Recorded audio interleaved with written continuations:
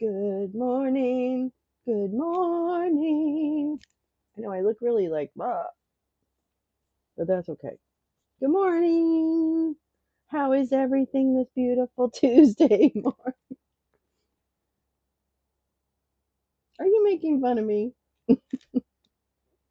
How is everything this wonderful Monday morning? Yeah, yeah, yeah. It's great. How's everything with you? It's incredible Monday morning. Oh my God, I look terrible. Well, anyway, it's fine. Good morning, Badger, Badger, Badger. Hello. Hello, hello, hello. Oh, I need some coffee. Oh, I need coffee. Well, good morning, dear friends. How are you? I hope your night was good. I'm Lolo, and this is Wake and Bake. And this is as good as it gets. It says raise hell. Get ready, kids. Today's raise hell day. It is. You should have a bit of fun. I accept that fun. I accept your fun, and I raise you some fun. No. I'm tired. I'm tired. And now he's got like ideas that he's going to use. He remembered we have nuclear weapons, and that makes me really sad. And I wish he didn't remember that. Oh, I want to put my little light on behind me. Hold on. Like why did he need to remember that we have nuclear weapons? Why? Why was that necessary? I don't think it was necessary for him to know. You see my pun and raise you some hell. Raise you some hell. I'll raise you some hell. Let's see. Oh, that's red. Oh, that's blue. I guess that's pink. Everything seems so light. Good morning, meowing star. Life is tired these days. Yeah, no, I agree. I agree. I agree. I agree. It's tired. Life is tired. Anyway, good morning, good morning, good morning, good morning. Badger, badger, badger. Are you catching up on sleep? I think I am. I think I slept a little more last night. Yeah, I slept more last night because I only woke up in the middle of the night once. So I think I'm catching up on sleep. I just got some blood work back. Well, I have to talk to my doctor. Let's put it that way. Let's put it that way. I have to see my rheumatologist soon, but I think there's something else happening other than my psoriatic arthritis because, why not? Uh, yeah. Hello, all the lovely people. Carrie, good day. Good. It's what, 8 hours? No, 6 hours away. You're 6 hours away. I don't remember, but basically, You're farther away. Um. So good morning. Let's hope the Jays can win one more. Yeah, come on, Blue Jays. Beat the Dodgers. I can't say that too loud because people. I This is like, am I really blown out or something? I don't think I'm that. I don't think I look like this. Well, I mean, obviously I do look like this, but let me just make this a little less. Maybe that would help. Maybe that helps a little bit. Okay. Maybe this helps a little bit. Okay. Maybe the brightness. Yeah, let's turn that down a little bit. Oh, God, yeah. Jesus Christ. Doesn't need to be so bright this morning. Now I look like an Oompa Loompa.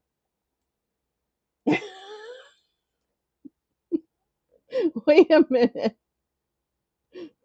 Now I look like an Oompa Loompa. I still look like an Oompa Loompa. He's always loved nuclear. Yeah, I guess so. I don't know. This is what I look like. I'm not sure why I'm so red, but it's okay. I'm gonna play hockey. Ooh, hooky, Carla, Carla. I miss you, Carla. I miss you. I wish I could hire you, and then we wouldn't have to work. Then we could just play all day. Yeah, me. I would totally do that. I would totally do that. I would totally do that.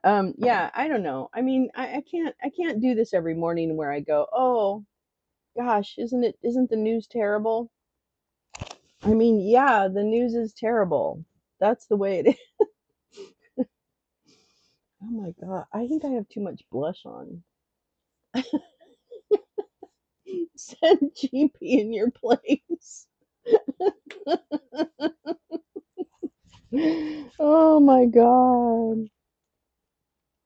Anyway, 13:36. Oh, Carrie. Oh, really? Okay, so 1:36. All right. So it's afternoon. Okay. All right. I think it's 6. What time? I don't even know. 6:36. 7 hours. So you're 7 hours ahead. Okay, I get it. Now I understand. I'm trying to keep track. I'm trying to keep track. Bobo went into a time difference last week. Her time changed last week. I guess Europe changes on a different, I don't know. The thing about it is, I don't know. We could be making cartoons, but that's all I got. Exactly. We could be making cartoons, but you. Oh, Carla, we need to get together. How are the fish and chips? Oh, Kitty, how are the fish and chips over there today? I hope they're quite lovely. It's quite lovely. Do do do do do do do do do do do do do.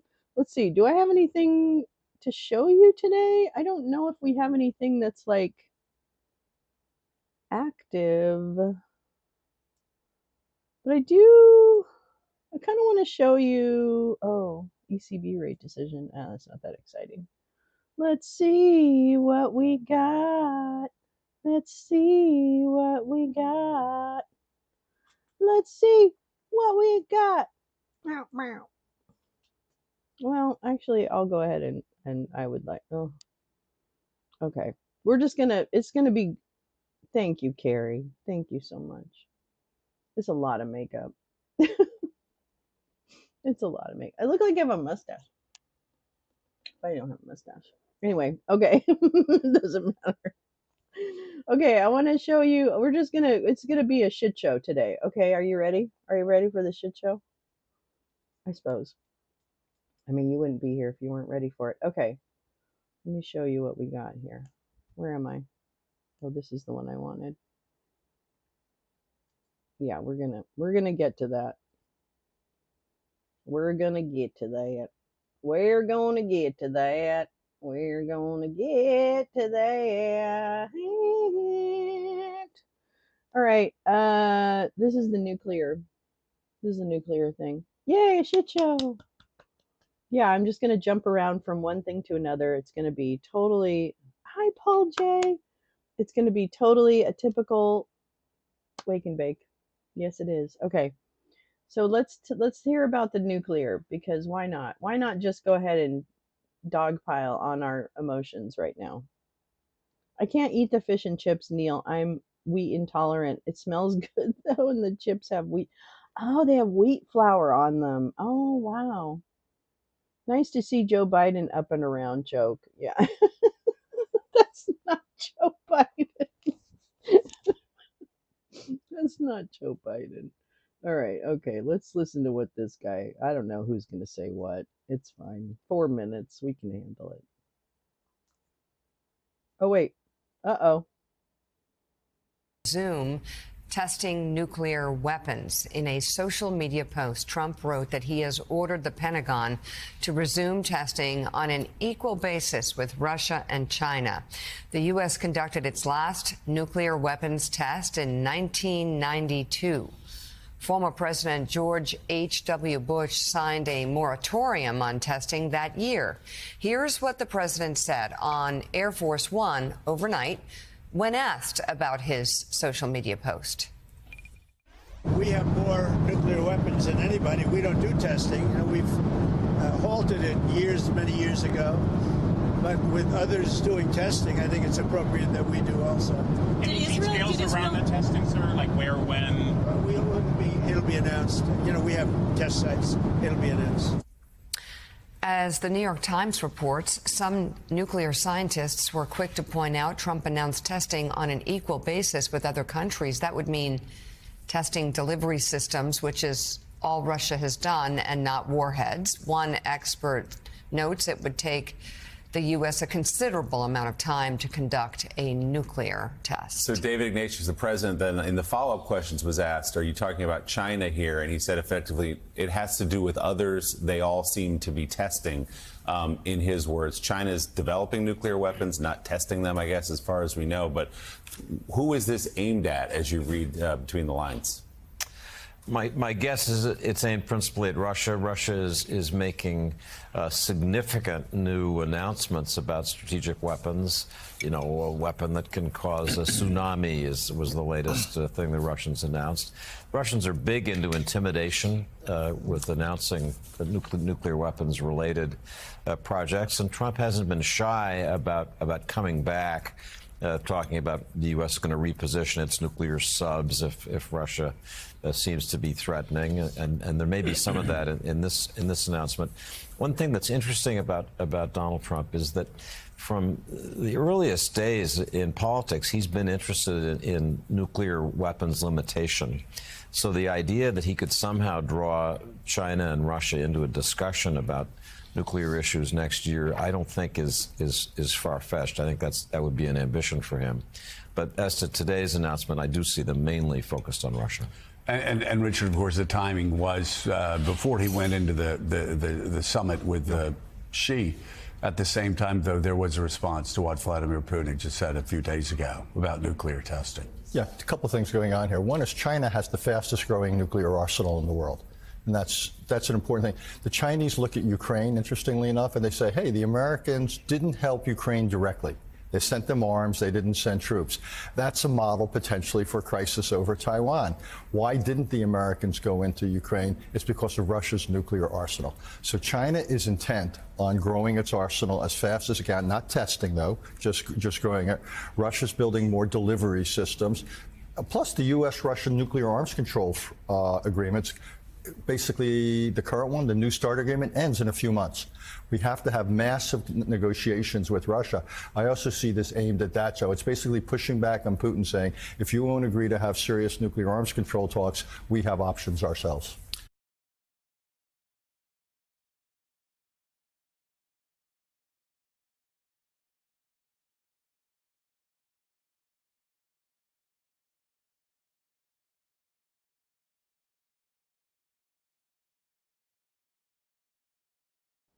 Girl, you got to be ready. I'm never ready. I can't do this. I need my system back.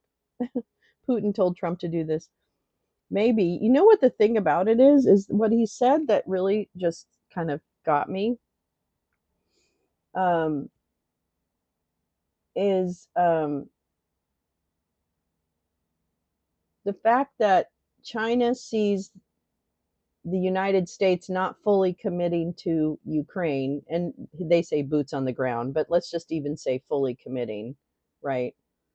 And um, it makes them understand that America won't rescue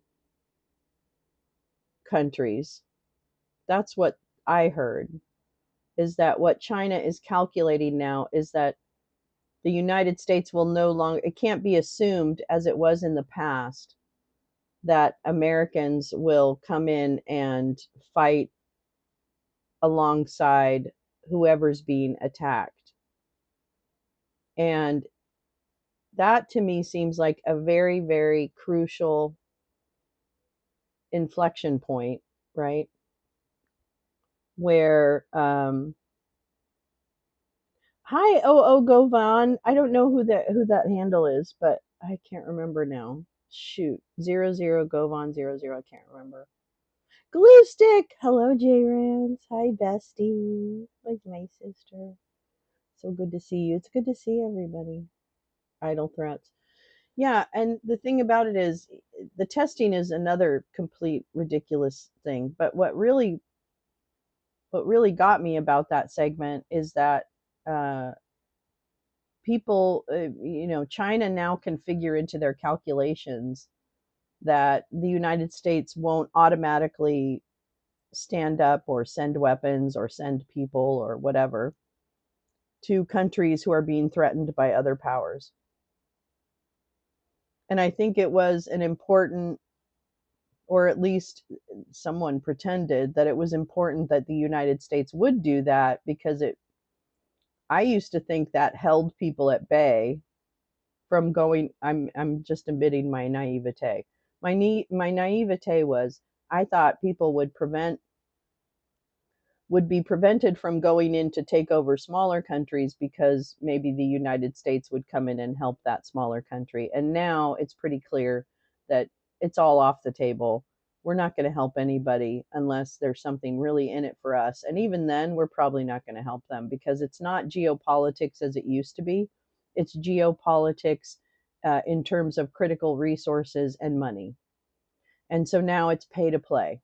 So if you want protection from the United States, you would have to get to a point, I think, where there was an actual security agreement. And we're not going to extend security agreements out of the adherence to convention, or I'm not saying the kindness of our heart, because that's not what we do it for. We do it because it benefits us as a country in some way. So let's not get it twisted. Whether that's global influence, whether that's actual resources, whether it's whatever. So we're not doing anything altruistically, but I did think that at least we felt compelled to stand up for smaller countries that might be, but that's not the case. That's not the case. Yeah, Meowing Star, what were you saying about nuclear storage projects? Hold on, let me get back, because that was interesting. Da da da da da da da da da da da. Where did it go? Oh, there we go. And yet, with the GOP shutdown, nuclear waste cleanup and storage projects are facing critical shortages. Like, okay, you can't tell me that the government is so gutted and that things aren't suffering. You cannot tell me that you gut the government the way that you do across the board and things aren't suffering. Hi, Jane. How are you? Right? You cannot tell me that. You can't tell me that. You can't tell me that. And yet our media acts like we are acting that everything is normal, but just with less people. Well, that's not the way it works. You can't gut the U.S. government the way that you have and not expect that some things that we needed to happen are not happening. But there is no reporting that I've seen on the effects of Doge. There's no large reporting about where did Doge bring us to. Do you notice that? Do you notice that? There's no reporting on how things have changed that we may not yet realize because of what was cut from Doge. We have no clue. This is like, I mean, I wasn't kidding when I posted last night, "Hey military, you have my permission to do a coup." I'm not kidding.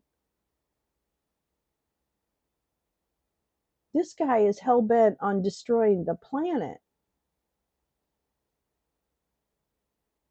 Because and the enablers are going to let him, because it's a great distraction from all the stuff that they're doing. Where's my thing? Oh, here we go. This is it. This is perfect. This is a perfect thing. Okay, all right, maybe later. All right, shut up.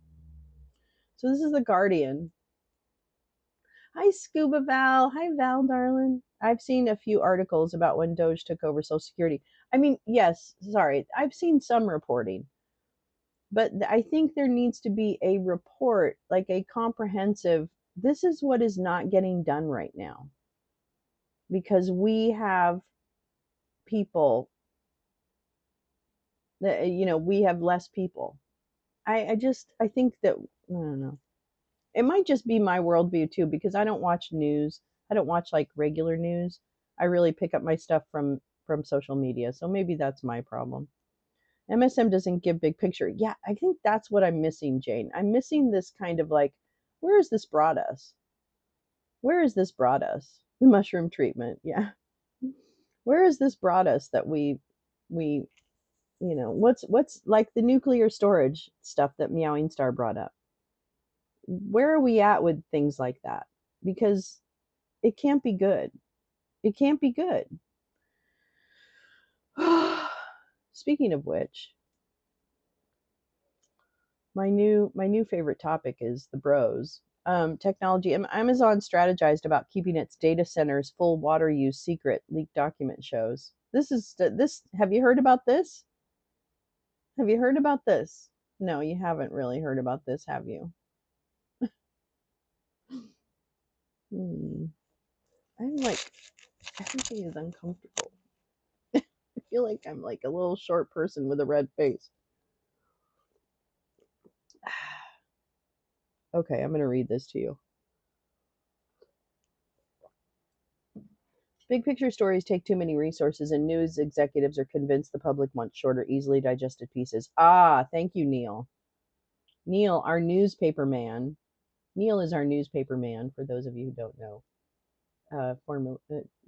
Former journalist. I don't know if you're currently doing journalisming, but thank you for that. I imagine that takes a lot. Well, yeah, I guess it would take a lot of resources to do a larger story. I know the Consumer Protection Agency has been completely dissolved. Shouldn't we talk about what's not happening, because the thing about it is the Consumer Protection Agency has been dissolved. Come on now. Crazy. All right. Here we go. Here we go. Here we go. Oh. All right. Leaked document. Amazon strategized about keeping the public in the dark over the true extent of its data centers' water use, a leaked internal document reveals. The biggest owner of data centers in the world, Amazon dwarfs competitors like Microsoft and Google and is planning a huge increase in capacity as part of a push into artificial intelligence, which we're going to talk about. The Seattle firm operates hundreds of active facilities, with many more in development, despite concerns over how much water is being used to cool their vast arrays of circuitry. Amazon defends its approach and has taken steps to manage how efficient its water use is, but it has faced criticism over transparency. Microsoft and Google regularly publish figures for their water consumption, but Amazon has never publicly disclosed how much water its server farms consume. They should have a pinned story that gets updated with the latest info. Yeah, a quick summary for those of us looking at. I know, I agree. Amazon defends its approach and has taken steps to manage how efficient its water use is, but it has faced criticism over transparency. Microsoft and Google Oh, I already read that. Jesus Christ. When designing a campaign for water efficiency, the company's cloud computing division chose to account for only a smaller water usage figure that does not include all the ways its data centers use water so as to minimize the risk to its reputation, according to a leaked memo seen by Source Material and The Guardian. Amazon as a whole consumed 105 billion gallons of water in total in 2021, as much as 958,000 U.S. households, which would make for a city bigger than San Francisco, according to the memo. Asked about the leaked document, an Amazon spokesperson, Margaret Callahan, who should be regretting her life choices, described it as obsolete and said it was completely misrepresents Amazon's current water usage strategy. A document's existence doesn't guarantee its accuracy or finality, she said. Meetings often reshape documents or reveal flawed findings or claims. Callahan would not elaborate on which strategic elements of the document were obsolete. The memo was dated 1 month before Amazon Web Services, the company's cloud computing division, debuted a new sustainability campaign in November 2022 called Water Positive, with a commitment to return more water than it uses by 2030 by pissing in your mouths. Open wide. In the memo, ahead of the campaign's launch, executives grappled with whether to include public disclosures about secondary use, water used in generating the electricity to power its data centers. Yeah, okay, Callahan, then what is your current water use? Exactly. Wait, what? The Neo easily, right? I saw that $200 down, but I didn't see the total. They should have. Wait, what did you say? They are selling robots now for 20,000. I need one to mow the yard. Careful. It'll mow the yard and then it'll mow you. Just kidding. That sounded weird. Let's see. They warned that full transparency was a one-way door and advised keeping AWS's projections confidential, even as they feared that their advice could invite accusations of a cover-up, which, hello, here we are. Amazon hides its water consumption was one negative headline the authors anticipated. Okay, I'm going to stop here because I need to explain something to you. One of the things I've always done is ask myself, especially when I was like leading an organization or something like that, or a department or something, I would always ask myself if my decision or my words appeared on a 6 o'clock news broadcast, how would I feel? Would I be embarrassed? Would I be proud? Would I be confident? What would I be if my words and deeds needed to be on the 6 o'clock news? And that actually was a scenario that helped me evaluate how to make decisions, right? And so if you are a company and you're having a full memo conversation that you're imagining the 6 o'clock news story, i.e., Amazon hides its water consumption, then you have already answered your own question. You are doing the wrong thing.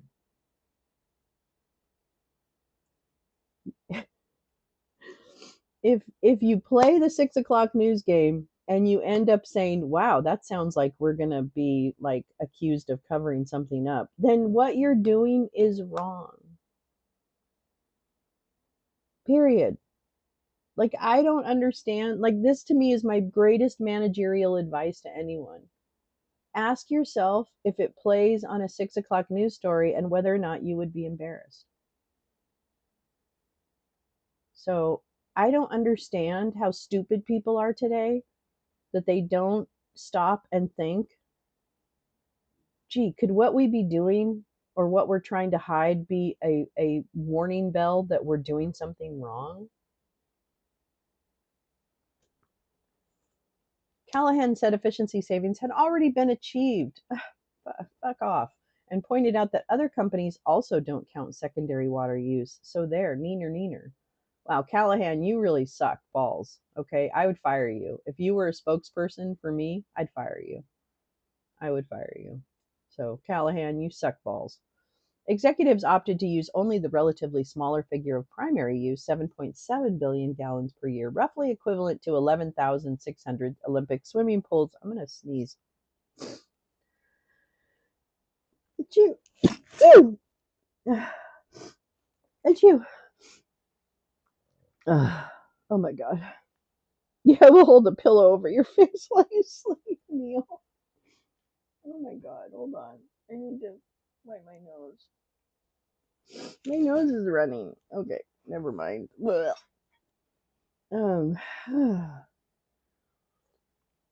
When calculating progress towards internal targets because of reputational risk. Now you have a reputational risk, you fucking idiot. Did you not know what reputational risk actually meant? You know what reputational risk actually means? That when you do things, it's going to adversely impact your reputation. That's what reputational risk is. Not if someone hears something about you, da da da da da. No. It's if you do something that risks your reputation, which is what you've done. We need an Amazon alternative. Can we do that? Can we do our own Amazon? I don't know how to do that. Somebody must know how to do that, though. Fearing bad publicity if the full scale of Amazon's consumption was revealed, the document shows. Ultimately, as part of the campaign for water efficiency, Amazon aimed to cut its $7.7 billion or 7.7 billion gallon primary consumption to 4.9 by 2030 without addressing secondary use.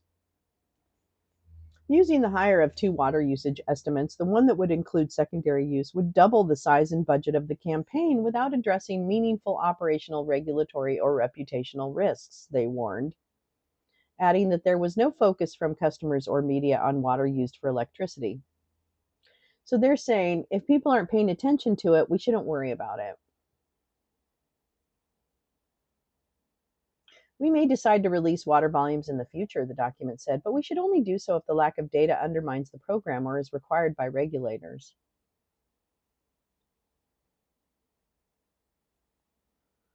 So this is the way it's going to be from now on, I think. There is not going to be accountability for corporations doing what they do. And I think this is just one glaring example of where we are now with our kleptocracy. That it doesn't matter what a corporation does. None of these people are going to suffer because of this story. None of them. None of them are going to be fired. None of them are going to be admonished. The company isn't going to change what they do because they don't have to. And if we don't have midterms and if we don't have valid elections going forward, we're really fucked. I mean that in all sincerity.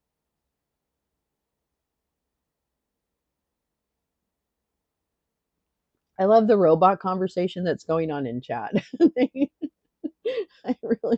I highly appreciate it. They're using, hi Jim Nalgren, they're using robots to mow the golf course. They even have a robot to pick up the golf balls at the driving range. This is, yeah. We may decide, okay, but we should only do so. All right. Scientists balked at the selective disclosure and the choice not to include secondary use of water in the total.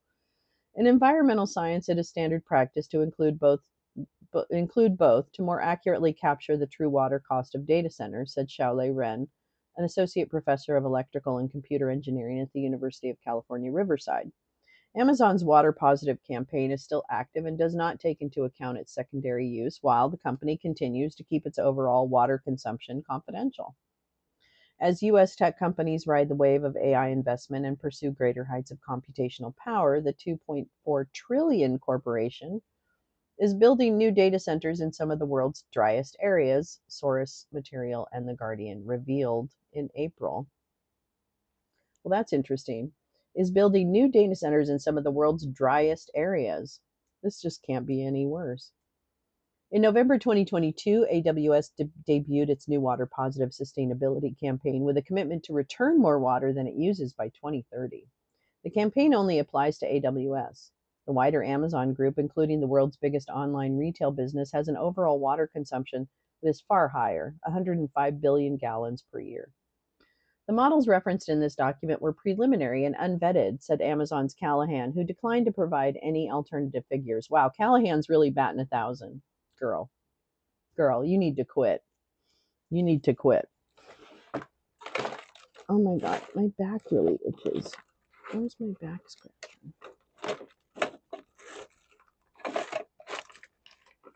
My back itches. Hold on. My back itches. Oh, this is part of my arthritis. Is my skin gets very itchy and very I can't, I mean, I can wear clothes, but everything is itchy on my skin when I have my arthritis kick up. So I'm in a really itchy part of my arthritis right now. Because I don't have my medicine. Not until mid-November. The document's authors advised the company not to release data about the wider company, but they also warned that selective disclosure could lead to accusations of a cover-up.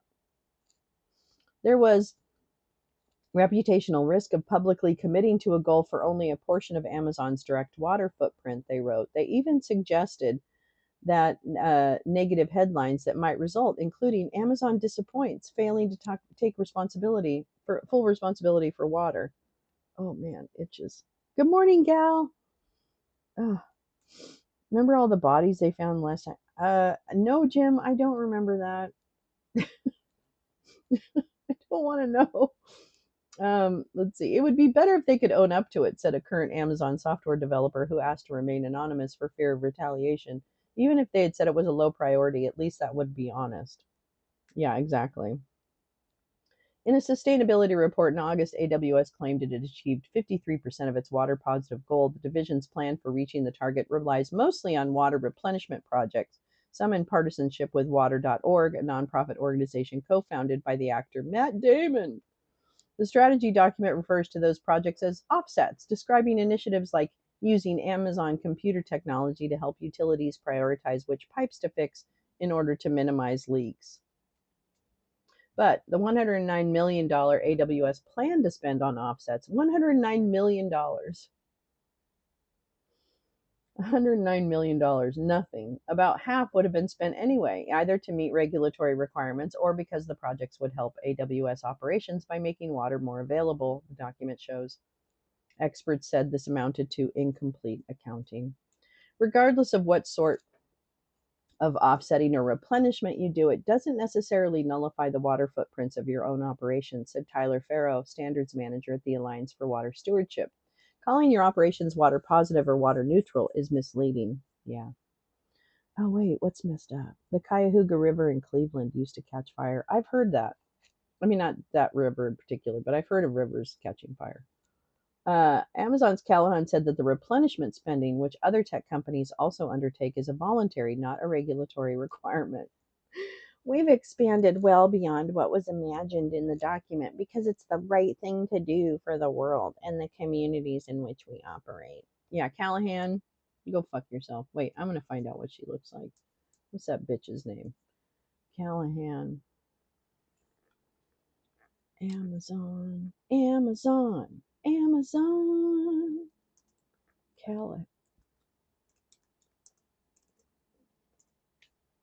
Callahan. Wait. Oh, shit. Okay, that's not right. Ugh. Ba-da-ba-ba-ba-da-ba. Margaret Callahan, Media Relations. Oh, Margaret, you're my new best friend. Look at her. Oh my, she's a child. Wait, hold on. You guys, she's just a baby. This is why. This is this is why she doesn't. This is why she doesn't do the right thing because the woman is just a baby. Meet Mrs. Callahan. Hi, Karen Diggs Retro. Trump says we're going to start dusting nukes again. I wonder where. Yeah, I know. I don't know. Anyway, this is Margaret Callahan, spokesperson for Amazon. Well, of course she doesn't know. She's a baby. No, Margaret Callahan. Oh, sustainability. Oh.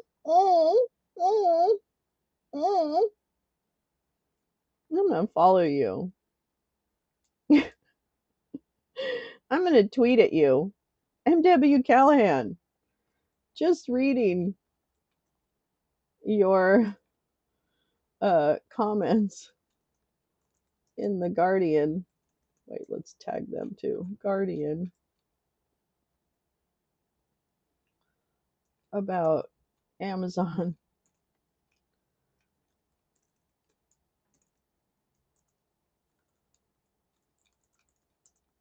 Water usage numbers and you standing up for that lack of transparency.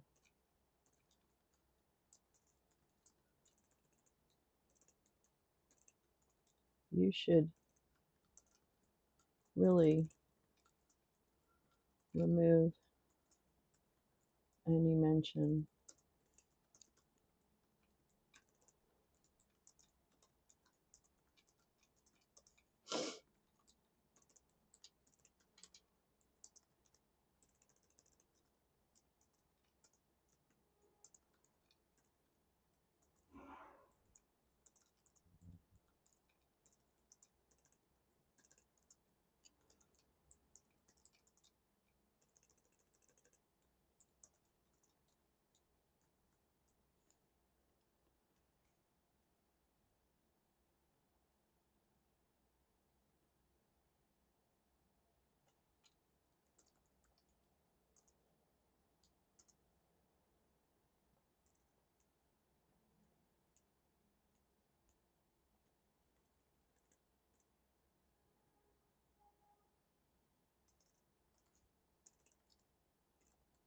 Hopefully she knows what go fuck yourself means.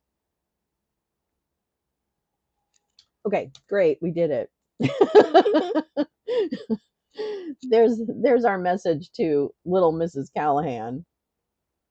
Yeah, Peggy, Margaret. I have a sister. I don't think I have a no, she's not named Margaret. But her name is a shorthand for Margaret. You'll never know. Anyway, go fuck yourself, Margaret. How about that? Okay. Anyway, well, let's go back. Okay. Obfuscate. This is the right thing to do. Amazon is also engineering industry standards to downplay its water use and avert scrutiny, said Nathan Wangusi, a former water sustainability manager at the company. The corporation has funded efforts by the Nature Conservancy and the World Resources Institute nonprofits alongside Limnotech, a consultancy, to create a globally accepted methodology for quantifying the benefit of watershed restoration projects. Responding to questions from source material, all three organizations defended their integrity and independence, insisting that the Amazon had no undue influence on any methodologies they had created. They spend a lot of time creating methodologies that are used to obfuscate the water footprint, Wangusi said, referring to Amazon. Aunt Peggy, that is a cute name. They spend a lot of time. Oops. Callahan said Wangusi's claim was contradicted by facts. Amazon's water use reporting is based on third-party assured data from actual utility bills, not estimates or self-reporting, she said. Wangusi's claim, though, was not about Amazon's water use reporting, but about measuring the effects of water offsets. So get it straight, Maggie. Callahan said these efforts were standard practice and that Amazon's customers expect us to hold ourselves accountable to credible guidance and best practices. Oh my God. As well as choosing not to disclose water use from its electricity generation, Amazon has estimated its larger indirect water footprint, the document shows. This extra usage, which falls under a classification known as Scope 3, includes water for production and construction. In Amazon's case, mostly irrigation of cotton plantations supplying its fashion brands and vegetables for its grocery arm, Amazon Fresh. I have a favorite, Aunt Peggy. Here, too, Amazon decided to keep its consumption confidential, even though indirect water use represents roughly 90% of Amazon's total water footprint, according to the document. AWS avoided establishing targets for indirect water use because that figure would be much more significant for the rest of Amazon, especially in the agricultural supply chain, and the team does not want to establish a standard for addressing Scope 3 water use that the rest of Amazon would need to follow given the larger resource implications. What? Given the larger resource implications? Well, it either is or it isn't. Okay? They're pushing to place data centers on Native American tribal lands. Black Bear, how are you? Promising billions to the tribes. Oh, God. Oh, my God. I'm going to tell you, the money is the problem. The money is the problem.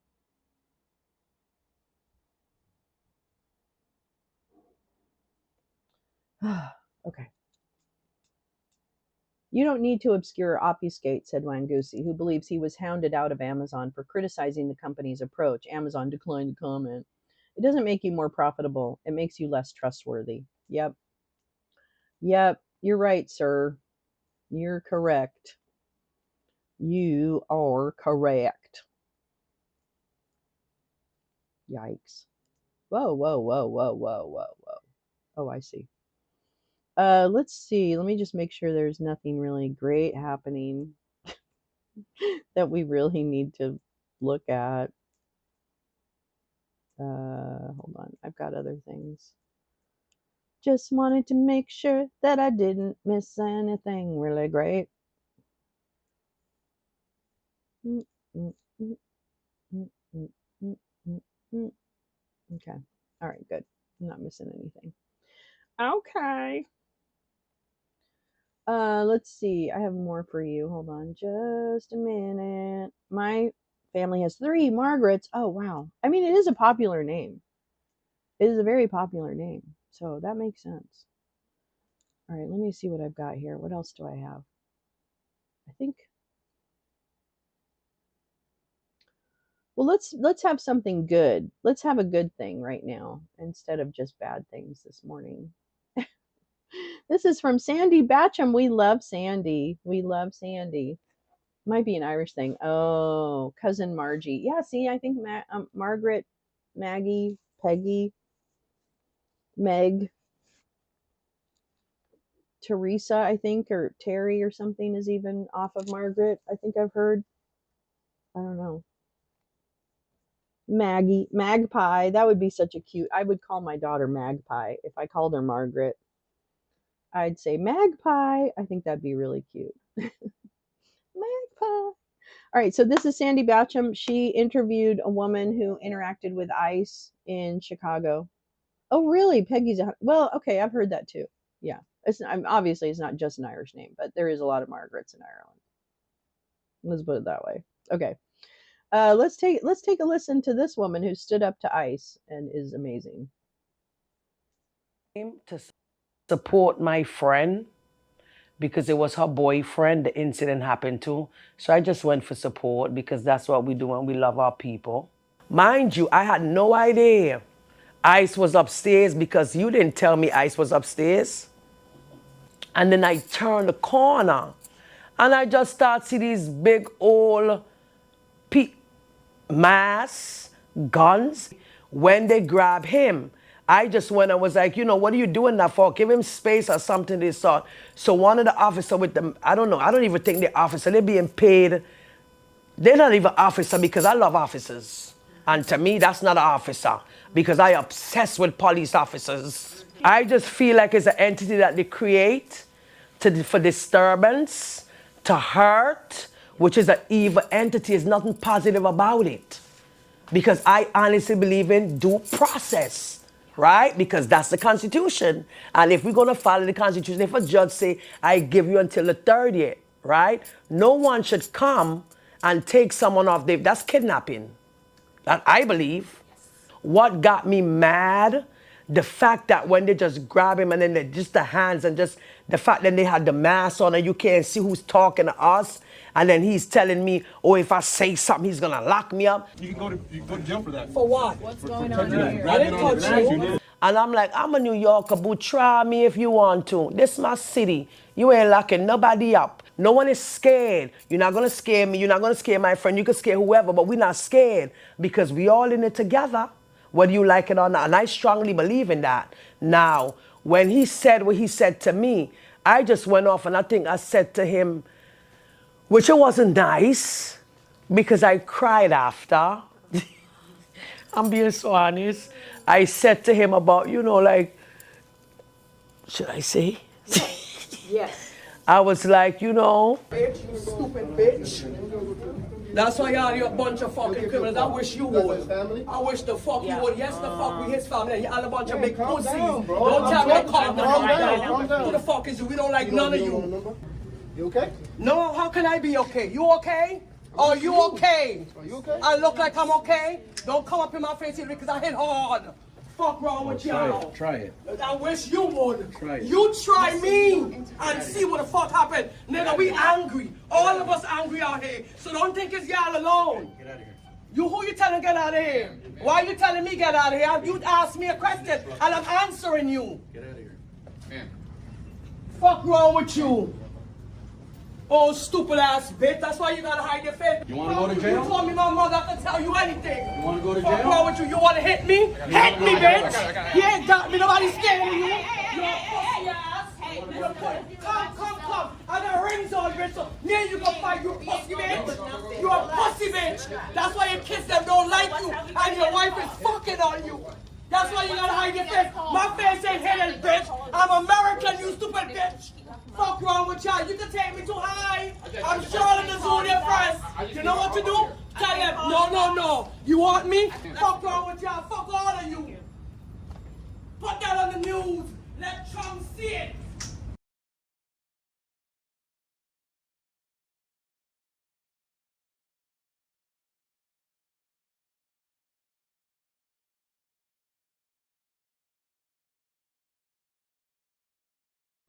I love her so much. I love her so much.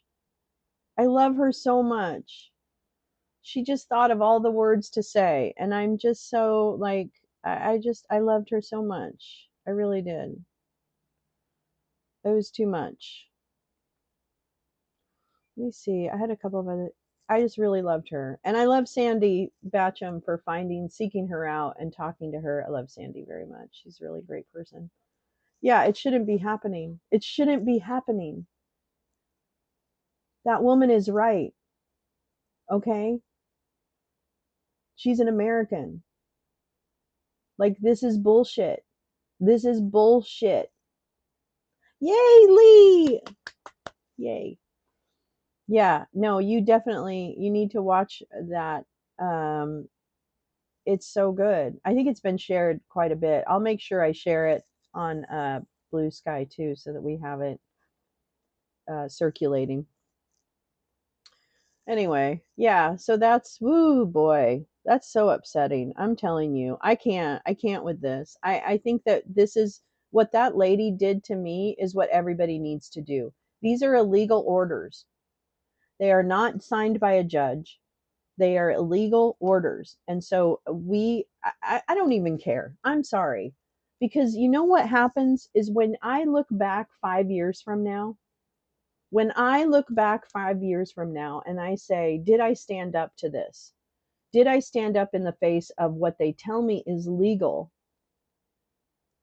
but they are acting in a way that is immoral?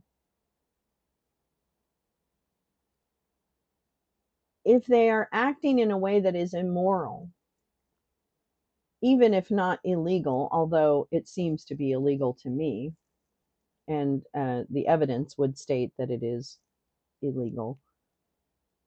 If you don't stand up now to that, and you look back a few years from now and look at your own actions in this moment, when people are being dragged off the street, if you want to look back at your actions now and say, I stood up for people, you're going to regret it if you don't. You will regret not standing for people at this point in time. You will regret it. That's why when I listen to people that are like completely,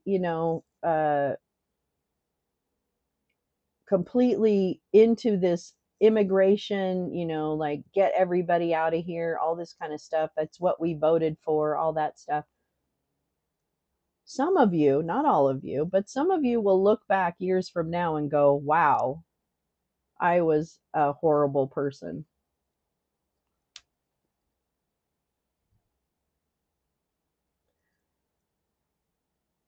I mean, really, I would look really closely at what your morals are in this moment, and whether or not morally you can defend what this government is doing to anyone, whether they be Americans, because if you're on this soil, you're an American. That's the way the Constitution views it, is that due process is for anyone on this soil. So if you're on this soil, you're an American. Yeah, we do need more people like her. Uh-oh, do we have a fucking Supreme Court decision? Hold on.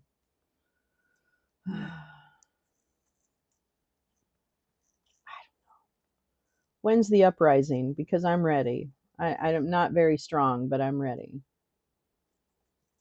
Sorry. I'm sorry to be so blunt about it, but I don't know how we do this without some kind of takeover. I don't understand that. I really don't.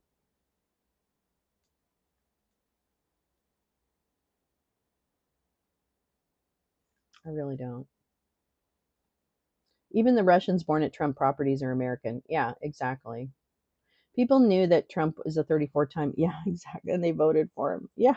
I mean, Jim Nelgren, really? Come on. Oh, yeah, totally lurkers. Totally lurkers. The Constitution applies to people as to most provisions. Right, obviously. Some are citizens, citizens specific, but it's if you're, I mean, that's the way I've been taught, is that it's if you're on this land. On this land. I think most Americans are still waiting for our laws to kick in, which they won't. Oh my God, Carrie, that's such a good way. That's such a good way of putting it. That's such a good way of putting it. and the courts have the ability to deploy their own enforcement of their decisions, but the court won't. And of course, the Supreme Court is useless. Speaking of the Supreme Court being useless, which we were, the Supreme Court requests further information in the case concerning Trump's deployment of National Guard. So this is actually, I mean, so far so good. They are kind of holding back. Crimes against humanity are weighed the same to citizens or foreign nationals, but it only seems to help with lawsuits. Oh, yeah, good point, Jane. Supreme Court requests further information in case concerning Trump's deployment of National Guard. The Supreme Court on Wednesday afternoon asked the litigants to the challenge of President Trump's efforts to deploy the National Guard to Illinois to file supplemental briefs. Whoops. Sorry, this got really weird. Supplemental briefs. Addressing the interpretation of the law on which Trump relied in his October 4th memorandum calling up the National Guard. Trump cited efforts to disrupt the faithful enforcement of federal law by violent groups that have sought to impede the deportation and removal of criminal aliens through violent demonstrations, intimidation, and sabotage of federal operations. Based on his determination that the regular forces of the United States are not sufficient to ensure that the laws of the United States are faithfully executed, including in Chicago, he called into federal service at least 300 members of the Illinois National Guard. Oh, that's right. It was about Illinois. The state of Illinois and the city of Chicago went to federal court in Chicago seeking to block Trump's deployment of the National Guard. U.S. District Judge April Perry on October 9th issued a temporary restraining order prohibiting Trump from ordering federalization and deployment of the National Guard of the United States within Illinois for 2 weeks. She later extended that order. Perry explained in an opinion accompanying her order that, among other things, the Trump administration had made no attempt to rely on the regular forces before resorting to federalization of the National Guard, and it had not contended, nor is there any evidence to suggest, that the president is incapable with the regular forces of executing the law. Speaking of lurkers, please give the stream a like. Yeah, Val, thank you. And containing an H. Sandy Backham. Like bacon. Bacon. Bacon? Bacon? Bacon? Okay. Sorry. I always call her Sandy Batcham. I don't think I ever heard her say her name. But thank you for that. I appreciate that. Because I would like to say her name correctly. The U.S. Court of Appeals for the Seventh Circuit upheld the portion of Perry's order barring the deployment of the National Guard that prompted the Trump administration to come to the Supreme Court on October 17th, asking the justices to intervene.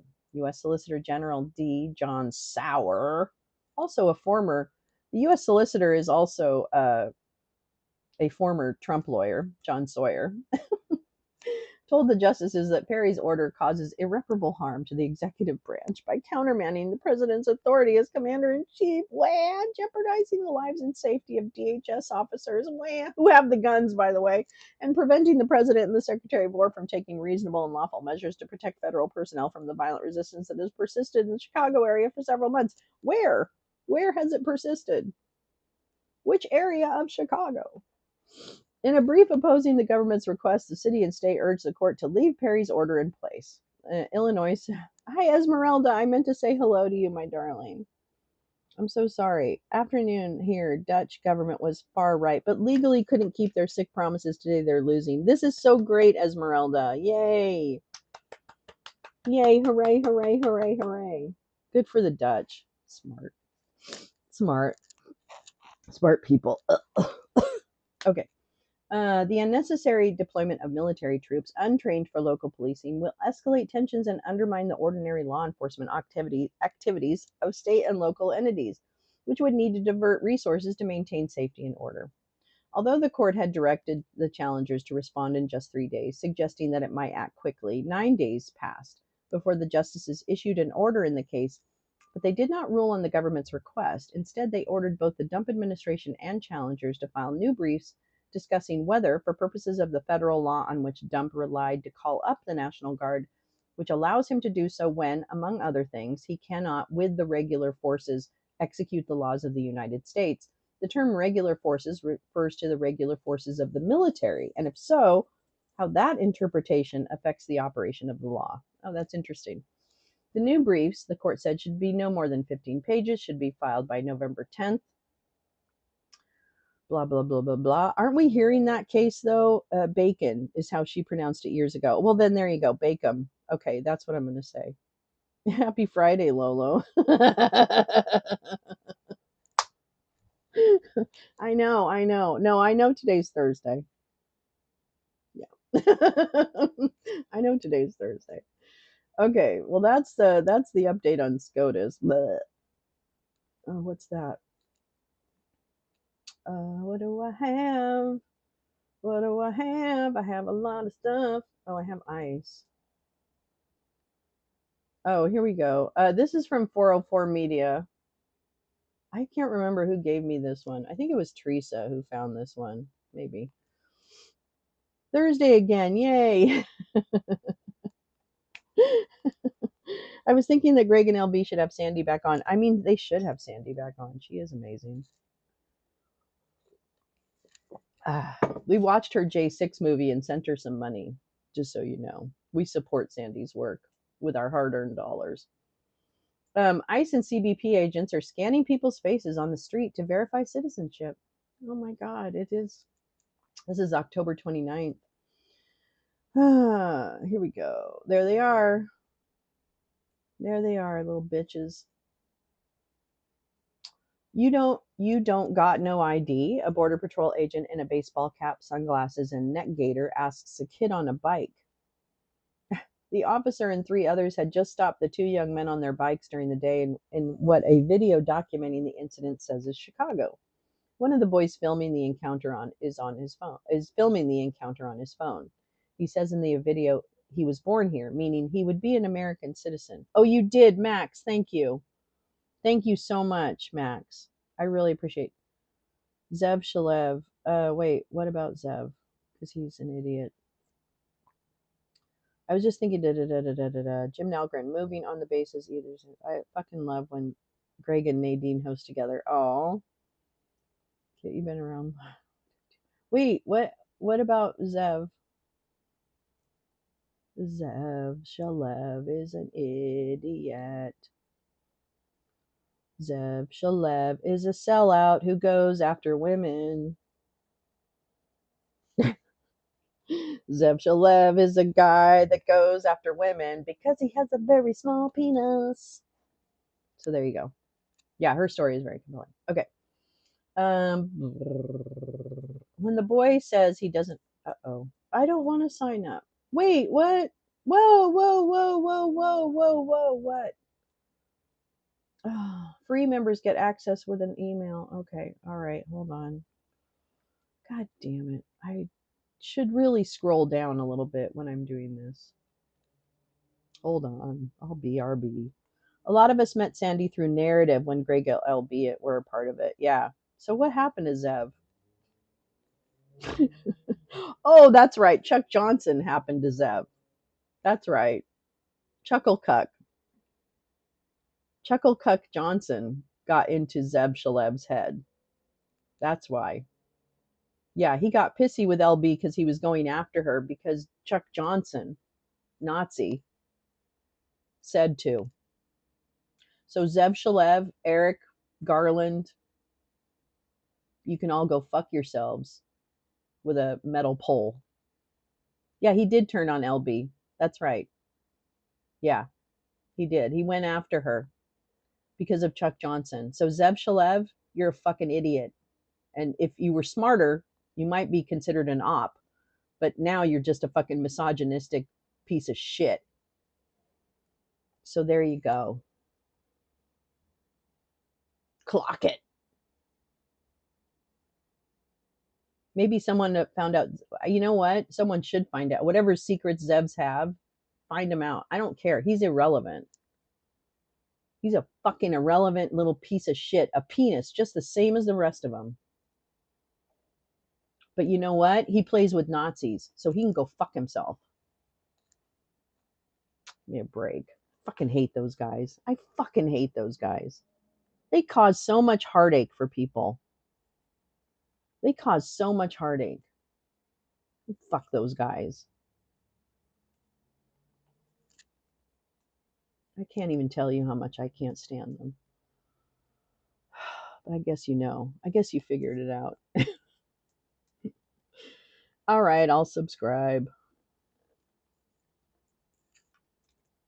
I'm telling you, Chuck Johnson, Eric Garland, Zev Shalev, everybody needs to know how bad they are because they're bad. And if you don't think they're bad, get the fuck out of my show. They went after people I like, and I don't appreciate it. I'm sick of it. I'm sick of it. I'm sick of people not standing up for people against these motherfuckers. Ah. Anyway, sorry. Why? Okay, I want to sign. Oh, God. This is so stupid.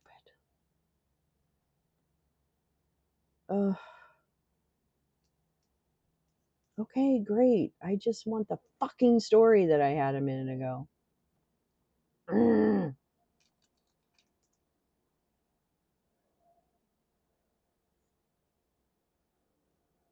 Then I found another story.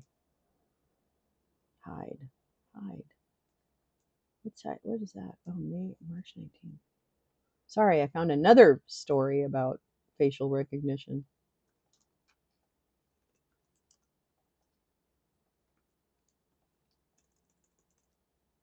See, you guys got me all upset about fucking stupid men who hurt me and hurt people I love. Damn it.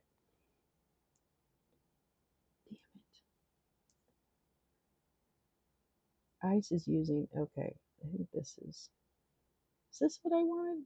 I can't find my story now. Damn it. Okay, you know what? I'm not supposed to read that one, I guess. God fucking damn it.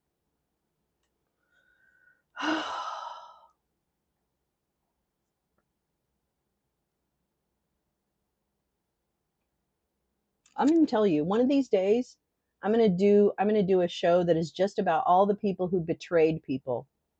I'm going to do a show that is all the people who betrayed me and others, because your story's coming out. You might think I'm being quiet right now. I'm not going to be quiet very much longer. Go fuck yourselves. Picking on people. Oh, here we go. All right, I found it. I found it. I'm mad. I get mad. I'm done with that. I got really hurt by a lot of people here. I got a lot of, there's a lot of hurt that people caused on these apps. I'm going to tell you, I can't. Zev is on with Lev a lot too. I know. Whatever. Men tend to find each other and I don't give a shit. Men use people. I've been used. I've been used on this app more and more than I care to tell you. Okay, I need to get out of this mind space, otherwise it's going to go really bad. But you know what?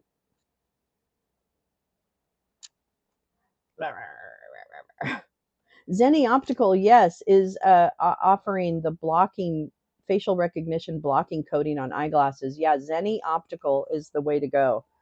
And actually, Bobo uses those. We were talking in Discord about that, and a lot of people use Zenny. So definitely go to Zenny Optical. Plus, their prices are pretty good. Bobo's used them for years. She loves them. Okay, ICE and CBP agents are scanning people's faces on the street to verify identities. I suppose my identity is already out there, right? I'm sure ICE makes people remove their glasses, though. Yeah, maybe.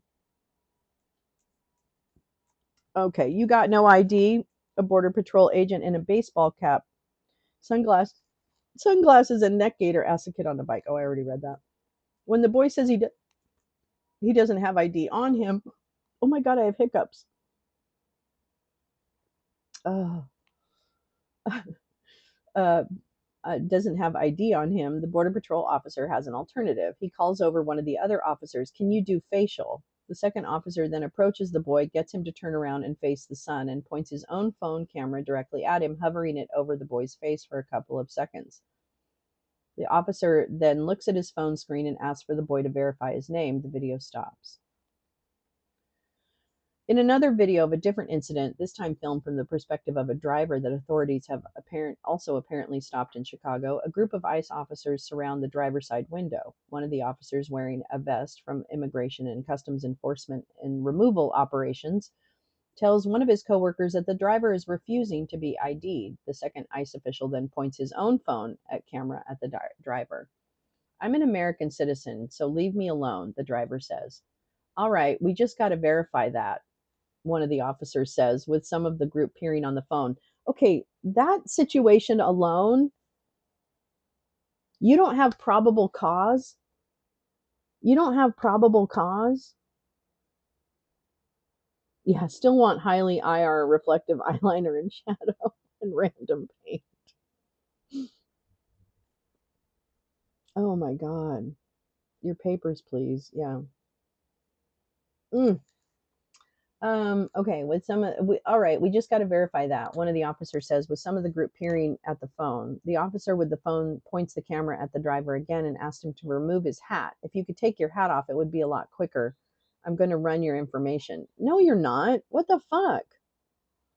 These videos and others reviewed by 404 Media show that ICE and Customs and Border Protection are actively using smartphone facial recognition technology in the field, including in stops that seem to have little justification beyond the color of someone's skin.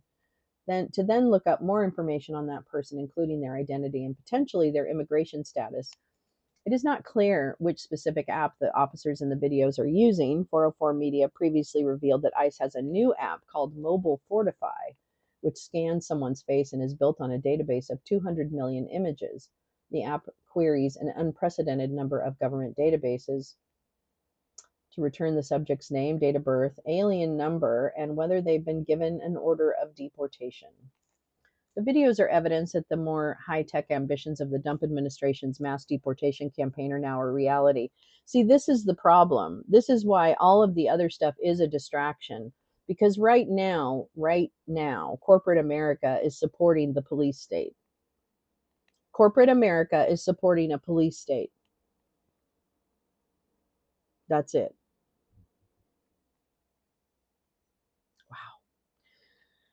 While many ICE operations have been distinctly low-tech, such as simply targeting brown people at a Home Depot parking lot, it is now clear that ICE's investment in facial recognition technology is an option for officers who are pulling people over or targeting them. From these videos, it seems like ICE has started using live face recognition in the field. Allison McDonald, assistant professor of computing and data science at Boston University, told 404 Media in an email. McDonald previously worked on Georgetown Law Center on Privacy and Technology report into ICE's data-driven deportation strategy. God, I want all the people. I don't care if you needed a fucking job. Starve. Starve if you needed a job. Starve. Starve. Starve. Starve, mister.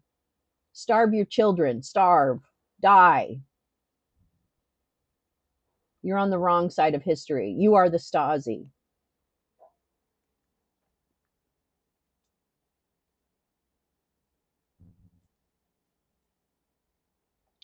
.404 Media has seen several videos across social media that appear to show immigration authorities using facial recognition technology. Often the videos include little context beyond what is happening directly in front of the camera, but do sometimes include officials making explicit references to the technology, like with the Border Patrol officer who asked, "Can you do facial?" In another video from earlier this year filmed in New Mexico, a group of ICE and Border Patrol agents stand on and near a porch. Technology man, huh? One of the two subjects the agents are surrounding says. One of the Border Patrol agents looks at their phone while another walks up and squarely points their phone's camera at another subject's face. For a brief moment, the video shows the officer has the camera app or another app using the camera open. The caption of the video claims, after conducting a search and subsequently arresting individuals at a local horse training facility, authorities then went to nearby residences. for further searches and citizenship verification. Identifications were verified utilizing biometrics, facial recognition. A local news report about the incident quotes Efren Aguilar Jr., a resident of the property and a U.S. citizen, as saying, "They asked if we lived here. We said yes. They asked for documentation and if we were U.S. citizens, and we said yes. And then they wanted us to let them go into our house. That's when we refused." Aguilar told local media outlet that other colleagues were arrested.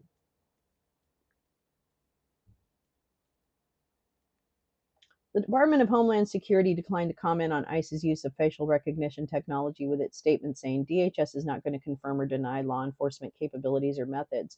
CBP, meanwhile, confirmed it's using Mobile Fortify. CBP relies on a variety of technological capabilities that enhance the effectiveness of agents on the ground. This is one of many tools we are using as we enforce the laws of our nation. Really, because you're not enforcing the laws of our nation, you're actually breaking the laws of our nation, because you don't know the laws of our nation, I guess. 404 Media first revealed the existence of Mobile Fortify in June based on leaked emails. The underlying system used for facial recognition part of the app is ordinarily used when people enter or exit the U.S. The email showed the app is also capable of scanning a subject's fingerprints. The Mobile Fortify app empowers users with real-time biometric identity verification capabilities using contactless fingerprints and facial images captured by the camera on an ICE-issued cell phone without a secondary collection device, one of the emails said. The explicit goal of the app is to let ICE officers identify people in the field, according to the emails. 404 Media then viewed user manuals for Mobile Fortify, which gave more detail on the databases it queries after an officer uploads a photo of someone's face. These documents showed Mobile Fortify used a bank of 200 million images and sources data from the State Department, CBP, the FBI, and states. Users can also run a super query, which queries multiple databases at once related to individuals, vehicles, airplanes, vessels, addresses, phone numbers, and firearms, according to a memo 404 Media viewed. Yikes. Those documents indicated Mobile Fortify may soon include data from commercial data brokers, too. One section said that currently LexisNexis is not supported in the application. LexisNexis's data can include people's addresses, phone number, and associates. If Mobile Fortify integrates with something like LexisNexis or another social media monitoring service, it's not just the person on the street who could be identified, but their friends and family as well, McDonald said.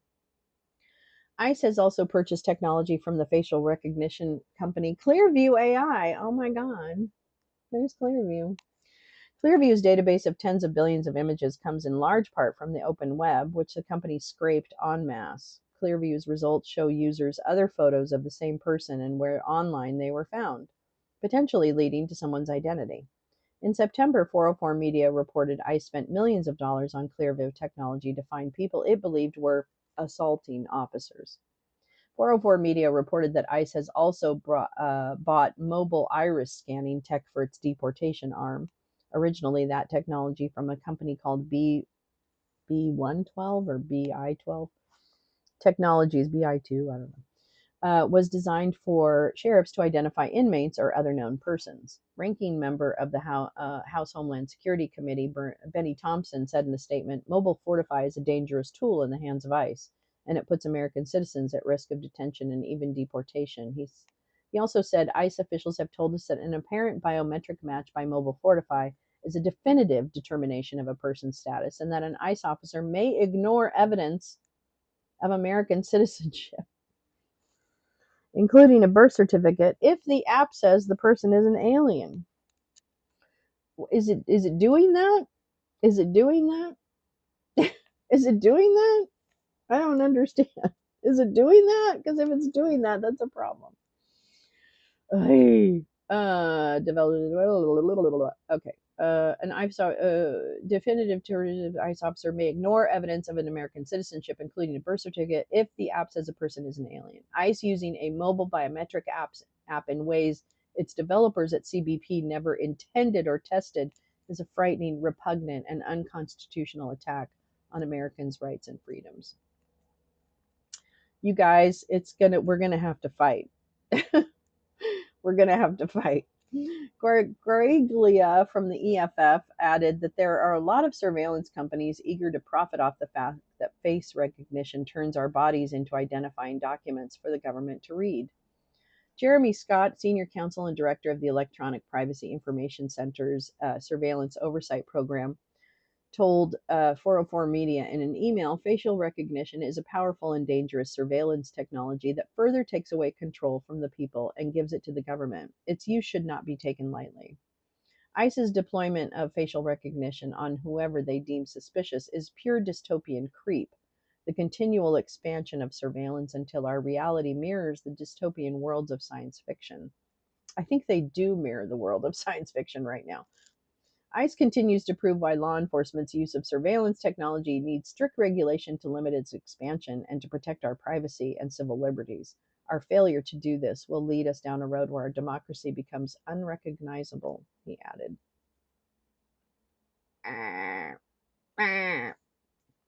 Well, that's depressing. Well, that's depressing.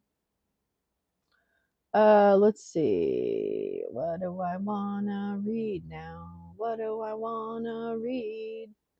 Yeah. Let me see what I had over here, over there. What I had over here.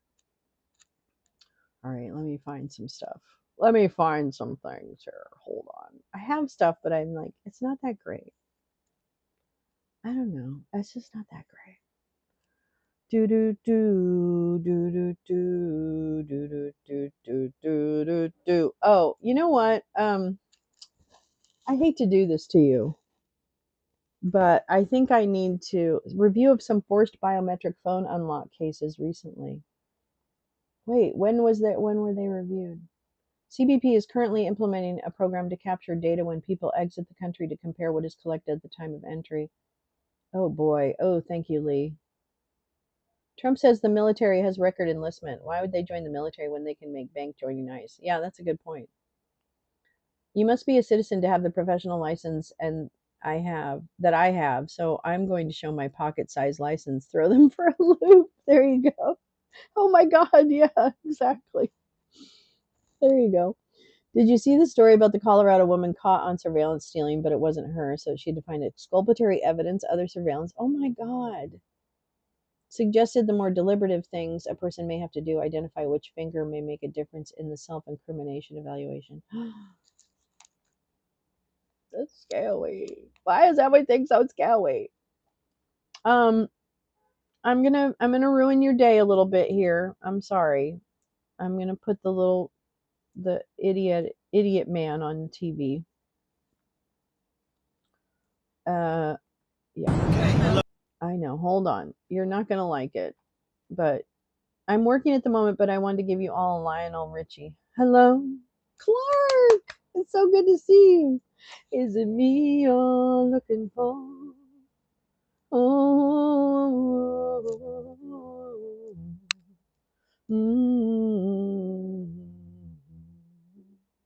I lost the tune. But as with all rights upheld after the fact, yeah, not going to help us. Not going to help us. So removing hat, glasses, mask might go beyond the line. Wait, do you mean we don't? Wait, let me read this. Suggested more deliberative things a person may have to do. So you're saying, oh, okay, so forced biometric phone unlock cases, you've been reviewing those, and it says more deliberative things a person has to do, identify and do things. Okay. So removing hat, glasses, mask might go beyond the line, which means you've self-incriminating. It's against your, what, Fifth Amendment right? Is that what that is? That's interesting. Clark is here. Clark is here. Okay, I'm ruining your day, and I'm sorry. I'm so sorry. That's just the way it is. This was from last night, and I listened to it at the time, and I was like, wait, what? Wait, what? So I want to play it and stop it at the points where I'm like, wait, what? I think. Yeah, ugh. I know. Hello, everybody. Mr. President. I thought it was an amazing meeting. He's a great leader. It's also funny leader of a because very powerful, very he ends strong up country, like China. there's like And, turbulence, and I think it gets him. I mean, what can I say? We have. It was an outstanding group of decisions. I think that was made. A lot of decisions were made too. There wasn't too much left out there, and we've come to conclusion on many very important points. And we'll be handing that to you in a little while. We're having because there was a lot of different things. Many of them very important. We're in agreement on so many elements, large amounts, tremendous amounts of the soybeans and other farm products are going to be purchased immediately, starting immediately. If you notice, President Xi authorized yesterday for. I keep stopping it because I want you to see this. There's this little spot in his eyes, like this little bright spot that comes up in his like left eye. I can't stop looking for it. China to start, did you know that, right? China to start buying in very large quantities of soybeans and other things, which I appreciated. That was a very nice gesture. And many other things like that. We, on fentanyl, we agreed that he was going to work very hard to stop the flow. It's a very complex subject because it's used for lots of different reasons, including anesthetics and things.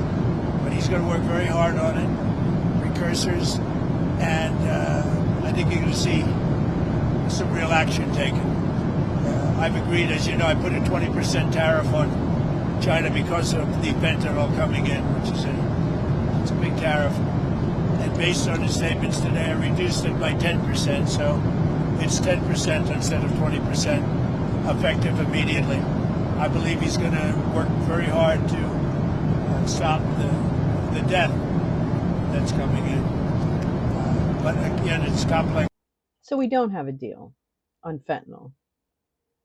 Basically, she told him, listen, you don't understand what fentanyl is used for and how it's used. So shut up. And yeah, sure, we'll do what we can to stop the death, whatever the death is. She doesn't care. It's because of what fentanyl is, what he's like a weaponized Ron Burgundy. So I think you're going to see a big difference. We've had discussions on many of the elements that you're talking about all the time. You're asking me questions, and most of those things were I think agreed to for the most part. I think we agreed to almost everything in a very acceptable form. I wouldn't say everything was discussed because there were things that probably, in retrospect, we could have discussed Taiwan. and we didn't, for some reason, didn't come up. Taiwan. If you have any questions, let me know. Go What ahead. about chips, sir? Did he agree? Did you agree to sell any more down Discuss chips. We did discuss chips, and they're going to be talking to NVIDIA and others about taking chips. Look, we make great chips. NVIDIA is the leader. And I'll be speaking to Jensen from NVIDIA, but they're going to be discussing that with NVIDIA to see whether or not they can do. I said that's really between you and NVIDIA, but we're sort of the arbitrator or the referee. It's a little rough up here. The skies are a little rough. And just to clarify, sir, that is the downgraded Blackwell. Watch. He gets very upset about the turbulence, which actually is worth watching this for. He gets very upset about the turbulence. Yeah, he's just lying about all. Lee lets us know. Nothing official has been announced. There's still a pause in reciprocal tariffs with China due to expire on 11/10.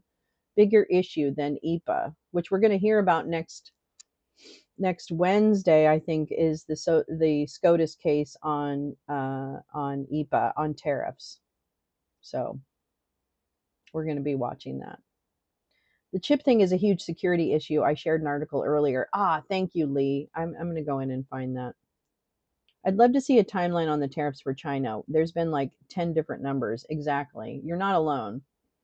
Well, you know what? We've got Lee. We've got our secret weapon. Wait, is this the one? Biometric update? No, that's that. Collection of biometric data. Lee coming in hot. Okay, here we go. Here we go. Here we go. Here we go.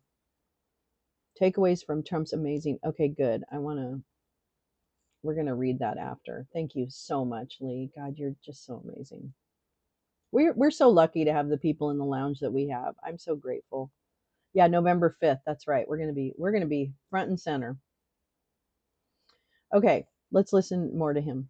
Chips, you would authorize those to be Blackwell exported? Not the NVIDIA Blackwell. chips. We're not talking about Not the the Blackwell. That Blackwell. just came out yesterday. But a lot of chips, a lot of the chips. And that's good for us. How soon do you think you'd be able to sign an actual... Please, come on. You know what you do? Yeah, come on. Let me Stand just, right over here. Yeah, hey everybody, Jameson. thanks. Let me just make a point. I gotta on the stop chips. and The correct president was what he saying just said. There's so many chips we already sent to China, a lot of advanced chips, etc. And as he said, NVIDIA will talk to China and see what's possible.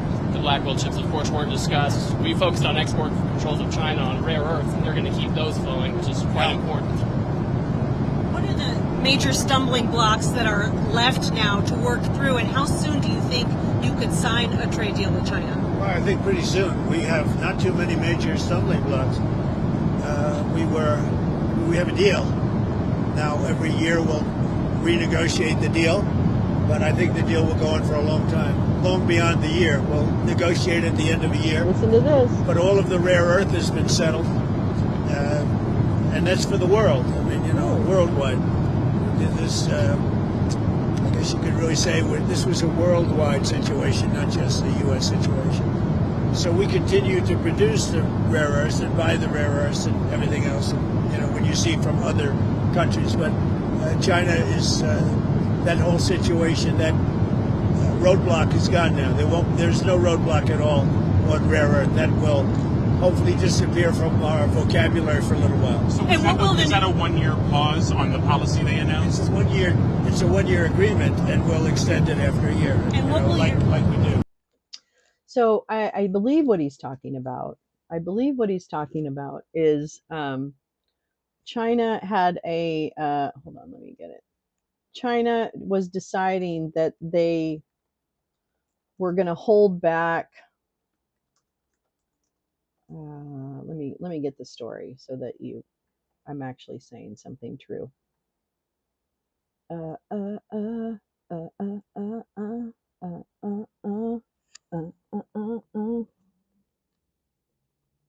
Well, I guess I don't really like mint normally, but I'll go ahead and use this one.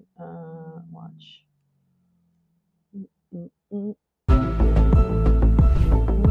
Stop.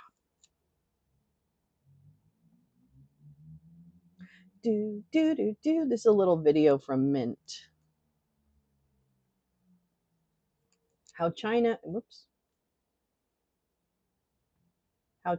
is tightening its grip on the defense mineral supply chain.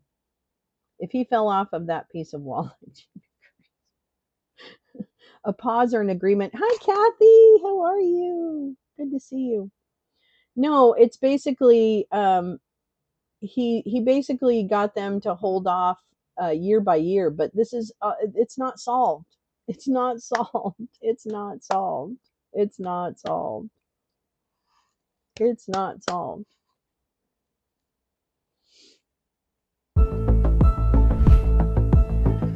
A new kind of warfare is unfolding. No bombs, no soldiers, no sirens. Just minerals. And China is the one calling the shots. In what experts are calling a silent embargo, China is choking off the global supply of critical minerals that Western defense companies need to make everything from missiles to drones. We're talking about rare earths like neodymium, praseodymium, and dysprosium, materials you've likely never heard of. But without them, fighter jets won't fly, radars won't scan, and tanks won't roll. According to a new Wall Street Journal report, Chinese companies have either reduced or completely halted exports of key minerals to Western arms manufacturers in recent months. The move is being seen as Beijing's way of countering growing US and European military support to Taiwan and the South China Sea alliances. Remember the chip wars? This is the Mineral War version 2.0, and it's all about leverage. Why does this matter? Because over 90% of the world's processed rare earths come from China.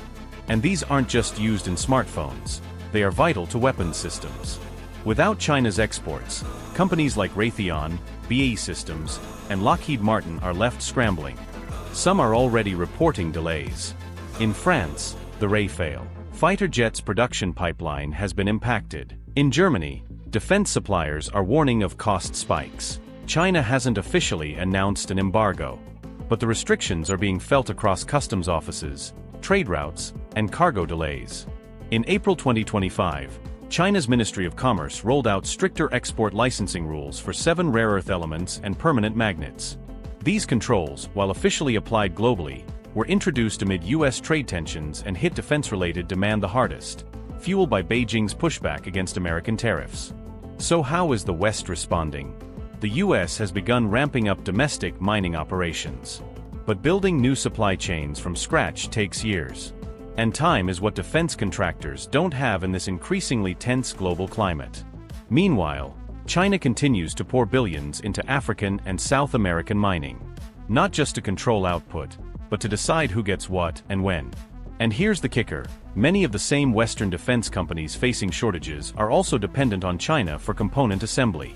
So even if they mine rare earths elsewhere, they still need Chinese factories to finish the job. Experts warn this mineral chokehold could evolve into a full-blown industrial Cold War. Just like oil once dictated geopolitics, minerals are now the new currency of power. And in this game, China is playing long, steady, and strategic. As wars shift from trenches to trade, it's becoming clear, whoever controls the mines, controls the missiles. And right now, that's China.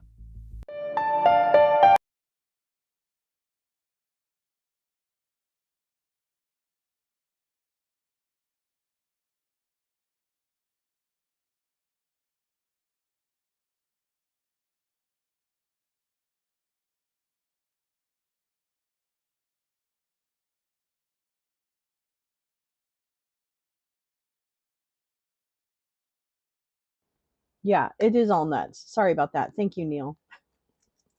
Thank you. Dimium. Crazy Dimium. I'm hooked on crazy Dimium. Thank you, Neil. Um, well, there you go. It's rocks. Now we're gonna be killed by rocks. So it's not about Charlie Kirk. It's not about uh yeah, it's not about all the silly stuff, or silly, I guess, meaning in comparison. It's just not. It's about control of the resources, and it's the Mar-a-Lago Accord, and I just hate that. I just hate it. All right, let's see if he says anything else. It's a 1-year deal that will, I think, be very routinely extended as time goes by. Jimmy, to be totally clear, they're not going to impose the rare earth controls that they proposed. President Trump and President Xi came to an understanding on that point. What will your new tariff rate on China's goods be once you sign the deal? Other than what the tariffs remain exactly the same. 55%. It's about, it was 57, now it's 47. And how long? Because we reduced it by the fentanyl, because I believe they are really taking strong action. We've already seen the action on fentanyl, and they're taking very strong action. So we reduced to 10%. So that November date is gone when it was going to go up again. Yeah.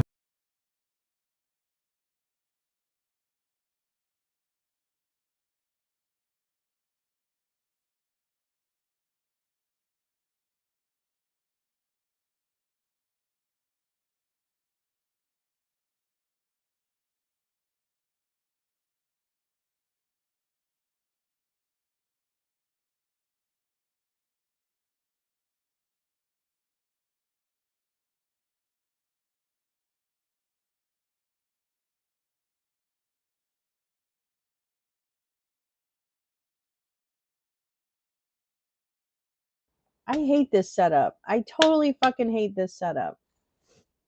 I'm so frustrated. I just I just want my fucking shit to work.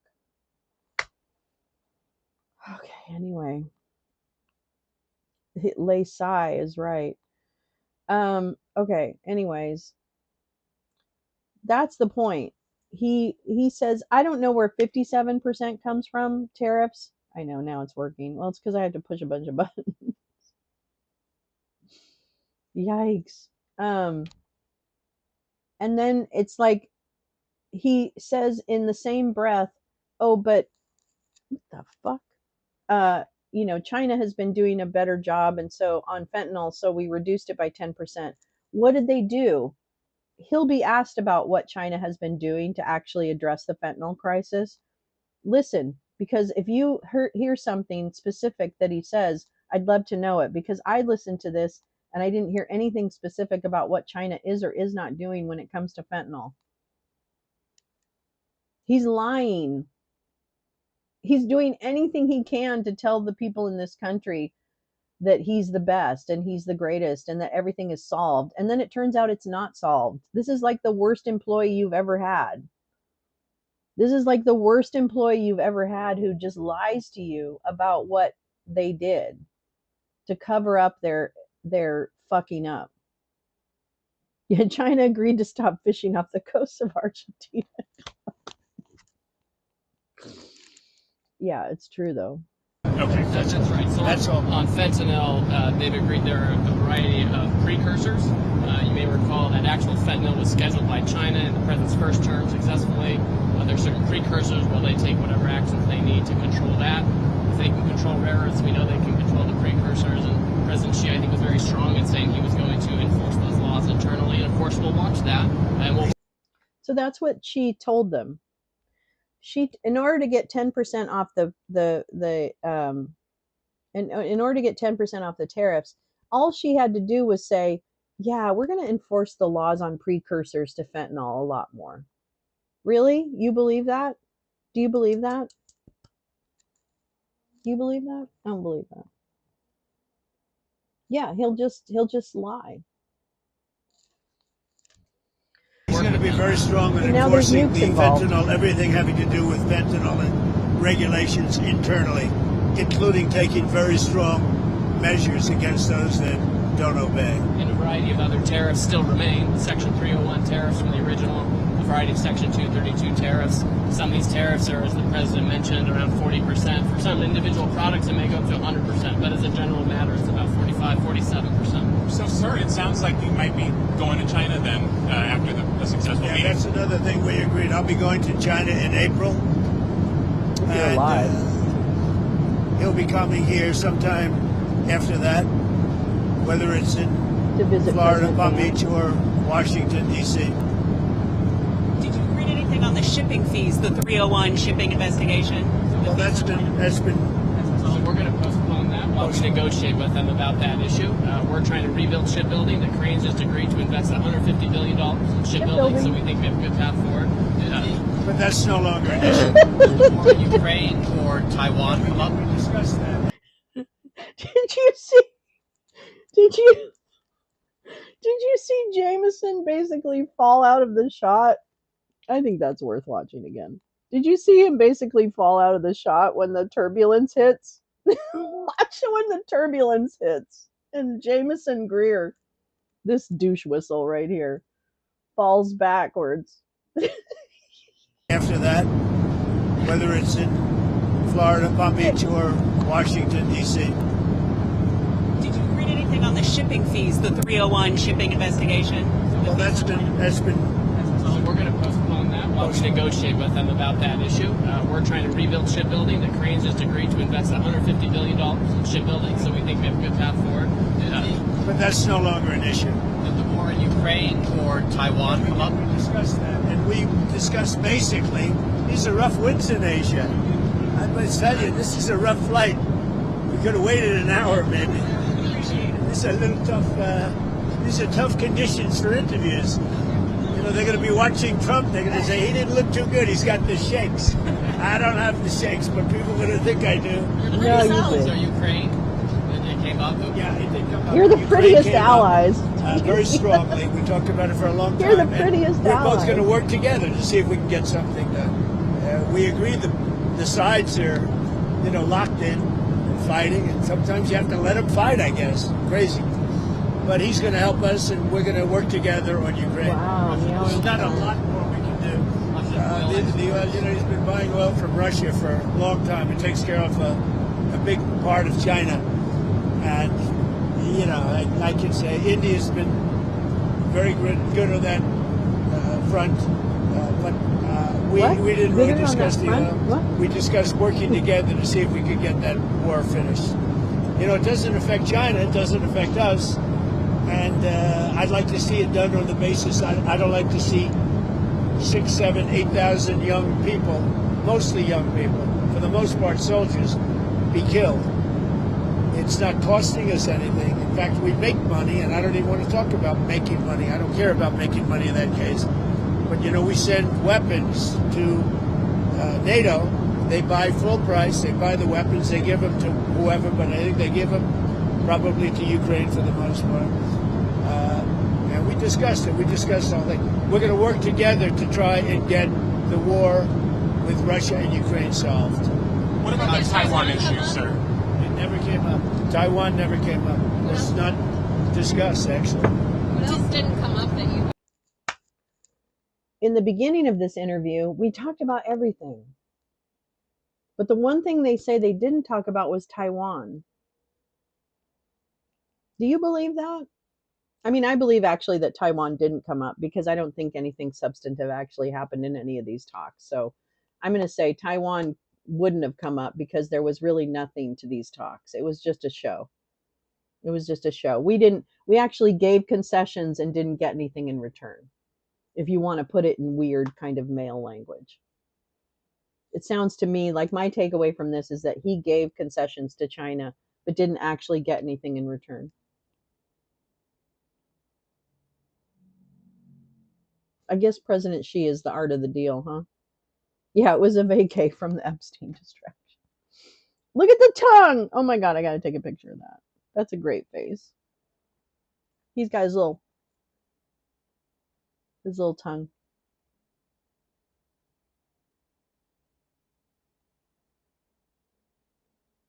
He got a little tongue out. That might come up. You had mentioned you didn't get to everything. We had a long meeting, as you know, but a lot of things we discussed in great detail. A lot of things we brought to finalization. A lot of finalization. I thought it was a great meeting. I think it was a very friendly meeting. It was a good meeting for two very large, powerful countries. And that's the way we should get along with large, powerful. Why did you write your Truth Social about nuclear testing? What about resuming nuclear testing? What prompted you to do that right before the meeting? It had to do with others. They seem to all be nuclear testing. Russia? We have more nuclear weapons than anybody. We don't do testing. We've halted it many years ago. But with others doing testing, I think it's appropriate that we do also. Any details around the testing, sir? Like where, when? It'll be announced. We have test sites. It'll be announced. Did Israel give you a heads up before they bombed Gaza? And is it still a ceasefire if they're stopping? It is. No, they had a sniper, and one of their soldiers were killed, and they're lying. That's did a lie. retribution. So that's a lie. We'll see, but it is a ceasefire. It's back to ceasefire. But is that What is the thinking behind reducing troops in Romania, the drawdown of U.S. troops in Romania? You have to ask. I mean, I can tell you about it, but it's not very significant. It's not, really? Not a big deal. Nuclear weapons, sir. Which means it's which a huge countries deal. do you have in mind when you say you want to send a signal? What a rough ride this is. The interviews are tough enough without your life being threatened. You guys okay? Yes, sir. That camera guy's very steady. We're going to look real bad today on television, I'll tell you. Yeah. I think that, it's pretty much, I think we've discussed mostly what we said, pretty comprehensive. We're going to issue a statement on some of the details. But overall, I guess on the scale of from 0 to 10, with 10 being the best, I would say the meeting was a 12. Okay, I think it was a 12. There you go. I think very importantly, I agree, you know, just Neil. the whole relationship is very, very important, and I think it was really good. And especially coming on the heels of the successful trip. We're in Malaysia. You signed a peace deal for Cambodia and Thailand. Critical mineral deals with all our allies. So many Real successful strength, meetings, right? The whole and so way. many meetings Let's made just for our go over country the with things we think are successful. literally hundreds of billions, trillions of dollars have come into our country over the last 4 days, represented by this meeting. But trillions of dollars. Really? Where Toyota is going to build plants, $10 billion worth of plants. And, you know, I could go over so many different companies coming in. They're pouring money into the United States. So beyond even this meeting, this was an unbelievable trip. And I hope you're glad you were a part of it. It was big. Every country, Japan, I mean, you look at South Korea, Japan, and so many other countries that we met there. They're investing tremendous amounts of money in the United States, like money that we've never seen before. So are we investments from China in the U.S., additional investments, anything like? Toyota is not currently building new plants in the U.S., though it has an ongoing investments and expansions at existing facilities, such as the battery plant in North Carolina. While a $10 billion investment was recently announced by President Trump, Toyota has stated, with a quote, that this figure is not for new, specific plant construction, but reflects their ongoing and planned scale of investment, which is similar to previous administrations. Toyota has 11 manufacturing plants in the U.S. and is heavily invested in sustainability and vehicle electrification at these locations. Okay? So no. President Trump may have announced that, but that is not a difference. It's not a new plant. It's not a new investment. It is the same ongoing maintenance and growth that Toyota has planned for its U.S. operations, period. That's a lie. He is lying to you, to your fucking face. He's lying to your fucking face. They have investments, and they will invest. And China, you know, I think they feel very strongly. They congratulated me on the tremendous success that we've had, because there's never been a country that has had so much money come into it for purposes of investment, for building, for auto plants, for AI, etc. So he was very strong on congratulating me for that. But you didn't commit to any additional investment or outflow. We didn't really discuss it, but he would. We didn't discuss that. We didn't discuss that. We didn't discuss about Taiwan. setting up a meeting? Does he have a phone? We never were able to talk because I was so busy, and really this is why we came. I think it would have been maybe disrespectful to the importance of this meeting if we did that. So I'd come back with respect to Kim Jong-un. I'd come back. It was. What do you want to talk about with Why? him? What? I had a great relationship with Kim Jong-un. I think if I didn't get elected, you would have had. If Hillary Clinton came in at the time, he doesn't like too many people other than me. If you want to know the truth, I think you would have had a big war. Could have been a very bad war too. Sort of with the nuclear announcement, just one more on the nuclear announcement. Do you worry that we're entering a more risky environment when it comes to nuclear issues? No, I don't think so. I think we have it pretty well locked up. But we have more than anybody. But I see them testing. I say, well, if they're going to test, I guess we have to test. I'd like to see a D. They're going to test, so we have to test? Really? Because Johnny's jumping off a bridge, you have to jump off a bridge too? I mean, not that I'm going to stop you. I won't stop you. Really? Nuclearization, because we have so many, and Russia has some. Russia's second, and China's third, and China will catch up within 4 or 5 years. I think de-escalation would be, they would call it denuclearization, would be a tremendous thing, and it's something we are actually talking to Russia about that, and China would be added to that if we do something. Thank you all. It was a great success. It was a great honor. I mean, he's a tremendous leader of a very powerful country, and I give great respect to him, and we appreciate the fact that he came for this meeting. Thank you very much. Okay. You got the point. Sorry I made you go through that. I'm sorry. I'm sorry. I'm sorry. I made you watch him. No one ever mothered him. Yeah, exactly. His mother was a real. Why did I stop drinking? I don't know. I don't know, Carla. Um,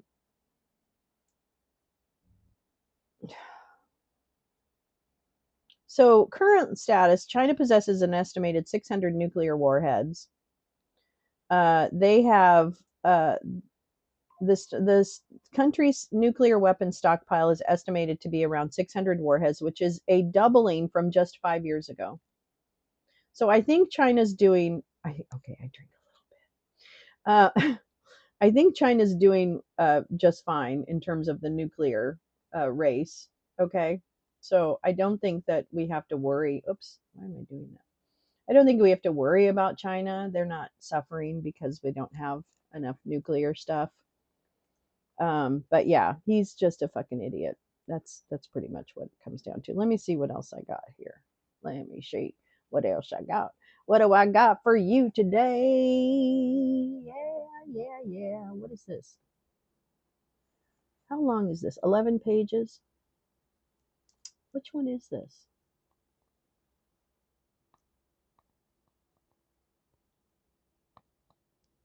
Oh, okay. I think this is the Illinois indictment against Kat. I don't know how to say her last name. Kat. I think I think you shared this in the Discord, if I'm not mistaken. Did you share this in the I could barely function. I can't imagine. I know, I can't imagine drinking now. It would just be done. I wouldn't be on here, that's for sure. I'd be sitting here watching people yelling at the screen. Okay. So this is the filing against Kat Abu Ghazaleh. Abu Ghazaleh. How do you say her name? Abaguzala. Abagazala. Thank you so much. Abagazala and others in relation to their standing up to ICE.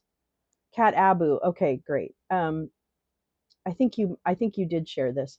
This was about the people who interacted with ICE in Illinois, in Chicago, and you remember Kat Abu, who is running for office, got thrown to the ground really violently, actually, during her interaction with ICE agents in Broadview, Illinois, where one of their detention centers is.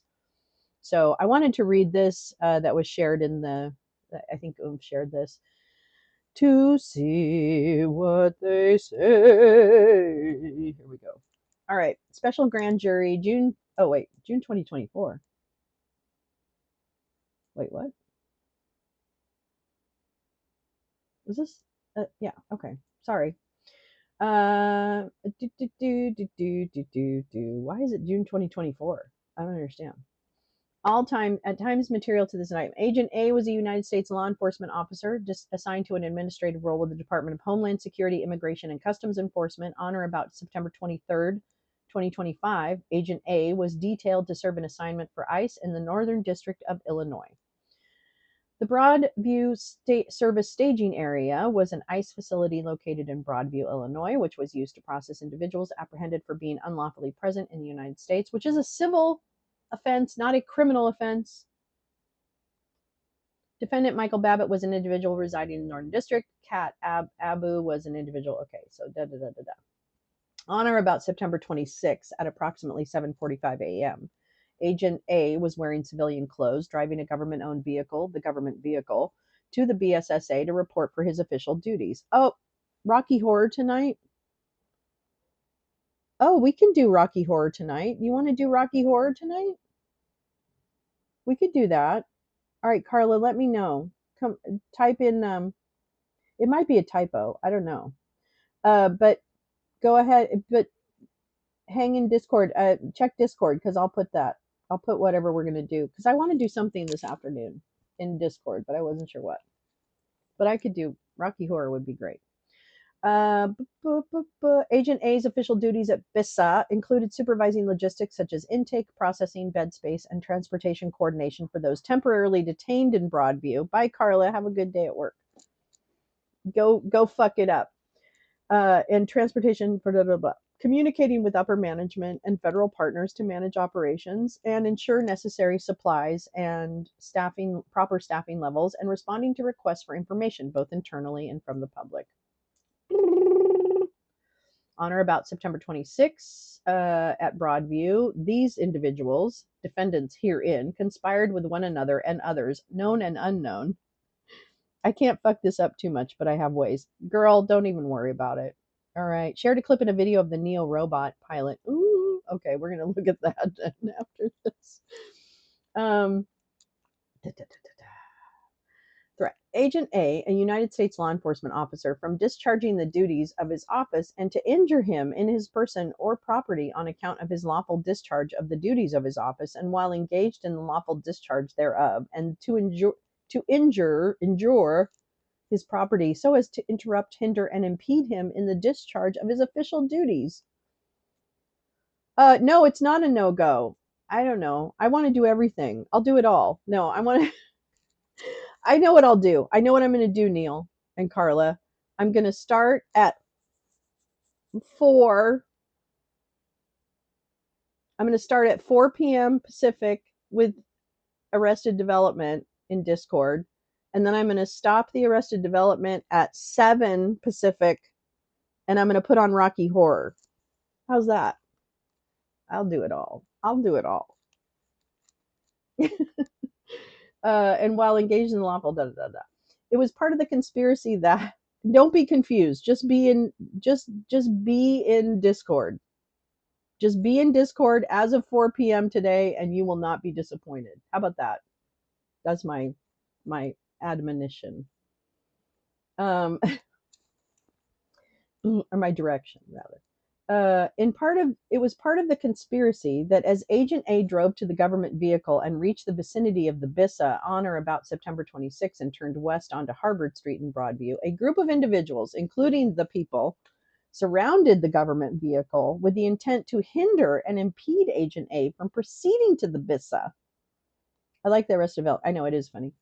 And discharging the duties of his office. It was further part of the conspiracy that while surrounding the government vehicle, these people and others, among other things, banged aggressively on the government vehicle's side and back windows, hood, and other vehicle body parts crowded together in the front and the side of the government vehicle and pushed against the vehicle to hinder and impede its movement, scratched the body of the government vehicle, including etching a message, specifically the word pig,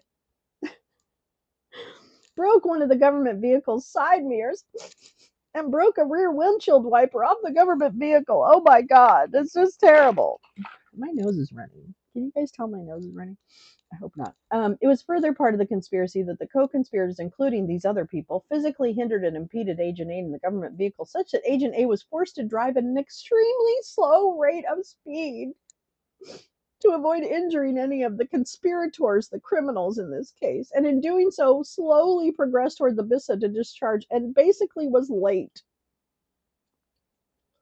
It was further part of the conspiracy that Rabbit surrounded the government vehicle with the group from the side of the government vehicle, bracing his hands and body against the vehicle and hitting the windows of the vehicle, hindering and impeding Agent A in the vehicle from proceeding. It was further part of the conspiracy that Abu joined the crowd at the front of the government vehicle and with her hands on the hood braced her body and hands against the vehicle while remaining directly in the path of the vehicle, hindering and impeding. It was further part of the conspiracy that Martin joined the crowd at the front driver's side of the government vehicle and pressed his shoulder against the vehicle while remaining in the path of the vehicle, hindering him and impeding Agent A. It was further part of the conspiracy that Sharp joined the crowd at the front of the government vehicle and with her hands on the hood braced her body and hands against the vehicle while remaining directly in path of the vehicle. Oh, this is so sad. Yeah, one normal sized person cannot surround a vehicle. Thank you, because that's what caught me on that one. And Cat Abu prevented ICE from breaking the speed limit. It was further part of the conspiracy that Sharp joins. Oh wait, I read that. It was further part of that Straw joined the crowd at the front of the government vehicle with his hands on the hood and braced his body and hands against the vehicle while remaining directly in the path of the vehicle, hindering and impeding. It was for the conspiracy that Walsh joined the crowd near the driver's side and wrapped her arms around the driver's side mirror as she pushed against the vehicle. I don't know how you do that. I don't know how you do both of those things at once. All in violation of Title 18, Section 372. Count 2. Allegations of paragraph in count 1 are incorporated here on about Michael Rabbit, defendant herein forcibly impeded, intimidated, and interfered with an officer of the United States. Blah, blah, blah. Count 3. I guess it's June 2024, Graham. I don't understand what that means. The allegations in paragraph 1 and count indictment. Blah, blah, blah, blah. Cat. Okay, forcibly, and everybody forcibly did something. They all did the same thing, which is why it's a conspiracy. Okay, there's everybody. Okay, there's you. Oh, that's it, huh? Okay. Yeah, so that's the concerted action is, yeah, conspiracy is working pretty hard. Concerted action is, yeah, but really, give me a break. Oh, wait, I wanted to hit that one thing that you guys... Oh, it's in Discord. Okay. Do do do do do do do do do do do do do do do do do do. Oh, here, the Neo robot. I want to watch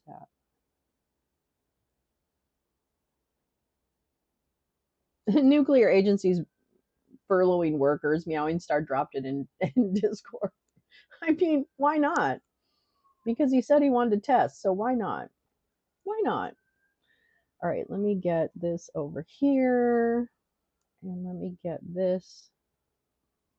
Ooh, the Wall Street Journal. They might get me, but that's okay. The first humanoid robot housekeeper. Thank you, Neo. For $20,000, you can pre-order 1X's Neo robot now, with delivery in 2026. I think you missed a tiny spot over here. Just one little catch. There may be a human behind the curtain, pulling the robot's strings. If I throw up, will the robot throw up? A company representative may need to peer into your house via Neo's camera eyes to get things done. To many people, this is crazy. You have to be okay with this for the product to be useful. But is Neo a useful product? We're twinning now, Neo. Home robots have had two big challenges: creating a safe and capable body and a smart brain. 1X is taking on both of those, which is why Neo looks so different from a more industrial factory robot. Neo, it's 70 degrees here in California. Why are you wearing a sweater? Good question. Bert, why am I wearing a sweater? It's a combination of safety and just also generally aesthetics. You can think of it kind of like a skin, except if it was an actual skin, that would probably be pretty creepy. It would be creepy, but I actually wasn't all that creeped out by Neo. Inside Neo, it really starts with some very, very powerful motors that we have developed here at 1X. These motors are so strong and light that instead of using the classical gears that you see in robots, we can actually pull on tendons loosely inspired by biology and muscles. This allows Neo to move around not just quietly and smoothly, but also be very, very lightweight and be very low energy in motion, just like people. That lightweight design is intended for our safety, in case the 66-pound robot falls. Although Neo is capable of lifting up to 150 pounds, it's not as superhuman as you'd think. Crush it. It's a walnut.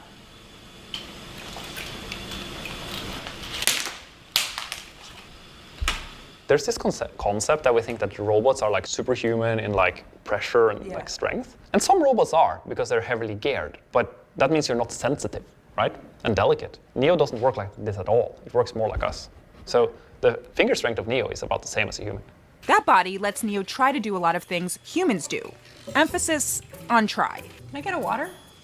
If only the real world didn't have doors.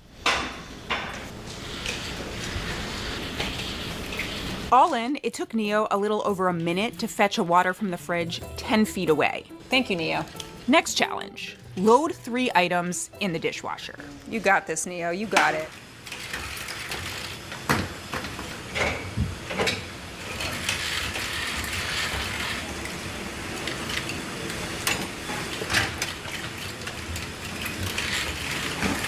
Oh, so it's like your 12-year-old loading the dishwasher.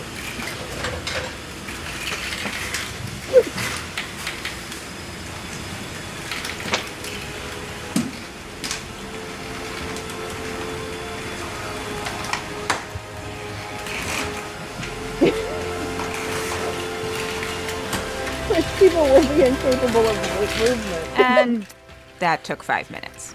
The Neo I saw isn't the one shipping in 2026. The new model will be safer and have better hand dexterity. Safer? The one I saw still needed to take breaks to charge and cool down.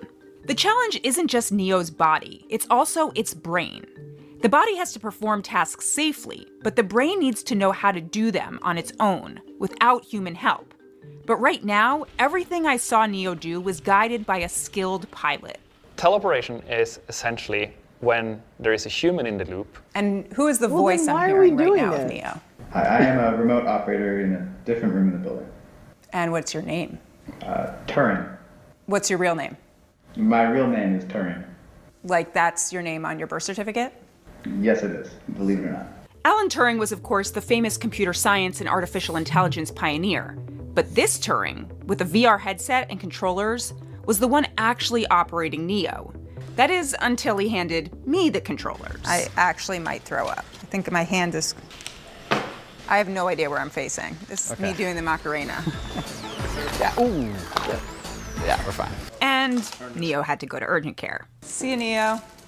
Why does Neo need to be operated like this in the first place? Because its brain, aka an AI neural network, needs to learn from more real-world experience. The videos of the robot doing things via teleoperation become the training data to make the AI model smarter. That's why 1X is putting Neo in the homes of early adopters. I think it's quite important for me to just say that in 2026, if you buy this product, it is because you're okay with that social contract. If we don't have your data, we can't make the product better. I'm a big fan of what I call like big brother, big sister principle, right? Big sister helps you. Big brother is just there to kind of monitor you. And we are very much the big sister. Yeah, Depending can you roll on how joints? much That would actually you be want to helpful. trade, we can be more useful. And you decide where on that scale you want to be. Do I you would right definitely now buy that know robot. what things Neo in 2026 will do autonomously versus what it will do teleoperated? So when you get your Neo in 2026, it will do most of the things in your home autonomously. The quality of that work will vary and will improve drastically quite fast as we get data. To be clear, on my visit, I didn't see Neo do anything autonomously. The company did share this video of Neo autonomously opening the door. You know, there's this new trending concept now called AI slop, right? I do know. It's a very powerful concept of, let's call it robotics slop.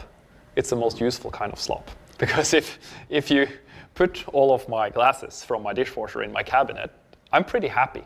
It is going to be not perfect, but back to like just incredibly useful. Neo might not fold my shirt perfectly, but if an arm is like kind of hanging out of the shirt, like it's okay. It's robotic slop. It did an To me, okay at least, job. like that's very okay. Honestly, it isn't bad. Thank you. But the reality is, at least know, at how does first, that save much of labor? Neo's work will be I don't done get by it. someone else. There will be don't an get app it. where you can schedule teleoperation, specifying exactly what and when you want Neo to do things in your house. So we want to, of course, make sure that we respect privacy as much as possible and that it's always on your terms. You are always in control. No, it's not. Some you, examples of this is the teleoperator does not see you, right? We can blur people. Teleoperator can also blur people. cannot go into specific parts of your home where you set Really? no-go zones. So that's Really? enforced on the software level. So even if the teleoperator would try, they cannot get the robot to go into those homes. Really? And also the I teleoperator believe can that, never no. connect to a robot unless you approve it. Other companies, like Figure and Tesla, are also racing to build humanoid robots and develop their own AI models to make them fully autonomous. As someone who's always dreamed of the home robot straight out of the Jetsons, Let's go home, Rosie. Yes, ma'am. the dream finally feels within reach. But I also couldn't shake flashes of Ex Machina. Do you have a name? Ava. Neo turns on the stove and throws some paper on and walks away. Can Neo do that? Will Neo do that? Neo will not do that. Physically, can the robot do that? Yes. Physically, can a lot of products in your home do something dangerous if they decided to? Yes. We will ensure that that is not something that Neo is allowed to do. There are multiple layers of safety systems here that ensures that Neo cannot do something like this. Neo decides to take a very heavy Just like the piece of cable wood, guy. like the top of a table, and drop it on me when I'm sleeping. Neo will not be able to, or allowed to, it's physically capable of, but it will not be allowed to pick up something that is that heavy. So it's like things that Neo cannot do is like pick up something that is very hot, pick up something that's very heavy, pick up something that's very sharp. Nice job, Neo. High five. Nice. Oh, I'm over here. Spending the day with Neo was a bit like spending the day with a toddler learning how to do things in the world. Come on. You got more than... Oh, I'm going to break the robot. The next few years isn't about owning a super useful robot. It's about raising one. Letting it learn from your home, routines, and chores. All at the expense of the privacy of your inner sanctum. Even if you think this is all crazy, what Neo really signals is the beginning of physical AI in our lives and homes. A future where we may work alongside a new kind of machine. What I really... Okay, that's just weird. All right, whatever. Oh my God. Okay. Well, I think that's a great place to end for this morning. A pillow is not... Is NOIT heavy? A pillow is NOIT heavy? Work alongside a new kind of machine in our homes because we're working all the time. I do not want either. I do not want. I'm sorry, I do not want. Yikes. Oh well. Robots, what are you going to do? Okay, so this afternoon, all right, so here we go. Discord at 4 o'clock Pacific, I'm going to start the first pilot episode, this first season of... I'm going to start the first season of Arrested Development on Discord, okay? And then I'm going to show Rocky Horror at 7 p.m. Pacific, 10 p.m. Eastern, 7 p.m. Pacific, 10 p.m. Eastern, Rocky Horror Picture Show. So it's going to be a whole afternoon, evening of Discord activity. Feel free to drop in, drop out, drop in, tune out this afternoon. No requirements, of course, but I look forward to seeing you pop into Discord if you can this afternoon and evening, if you're bored or you just want to escape the world. Wonderful, Carrie. Fabulous. And then we'll go from there. All right. Thank you so much. Thank you. This was great. I mean, it wasn't the best show because we had to listen to him, but we did learn some things, even if we didn't want to learn them. Okay, I will see you later. Let's start the music. Trying to figure out how to get all this timing. I want my system back. I want my system. I don't know how to make it work, by the way. I have no idea how to make my system work. Okay, here we go. Oops. There we go. Let me turn this off. All right. Thank you. Yeah, fuck you, robots. Fuck you, robots. Fuck you, administration. Fuck everybody except for us. There you go. I love you guys. Have a great Thursday. It's Thursday. And I'll see you later. And if not, if I don't see you this afternoon on Discord, I hopefully see you tomorrow morning for a little mini wake and bake. Friday wake and bakes. Super fun. All right. I'll see you guys later.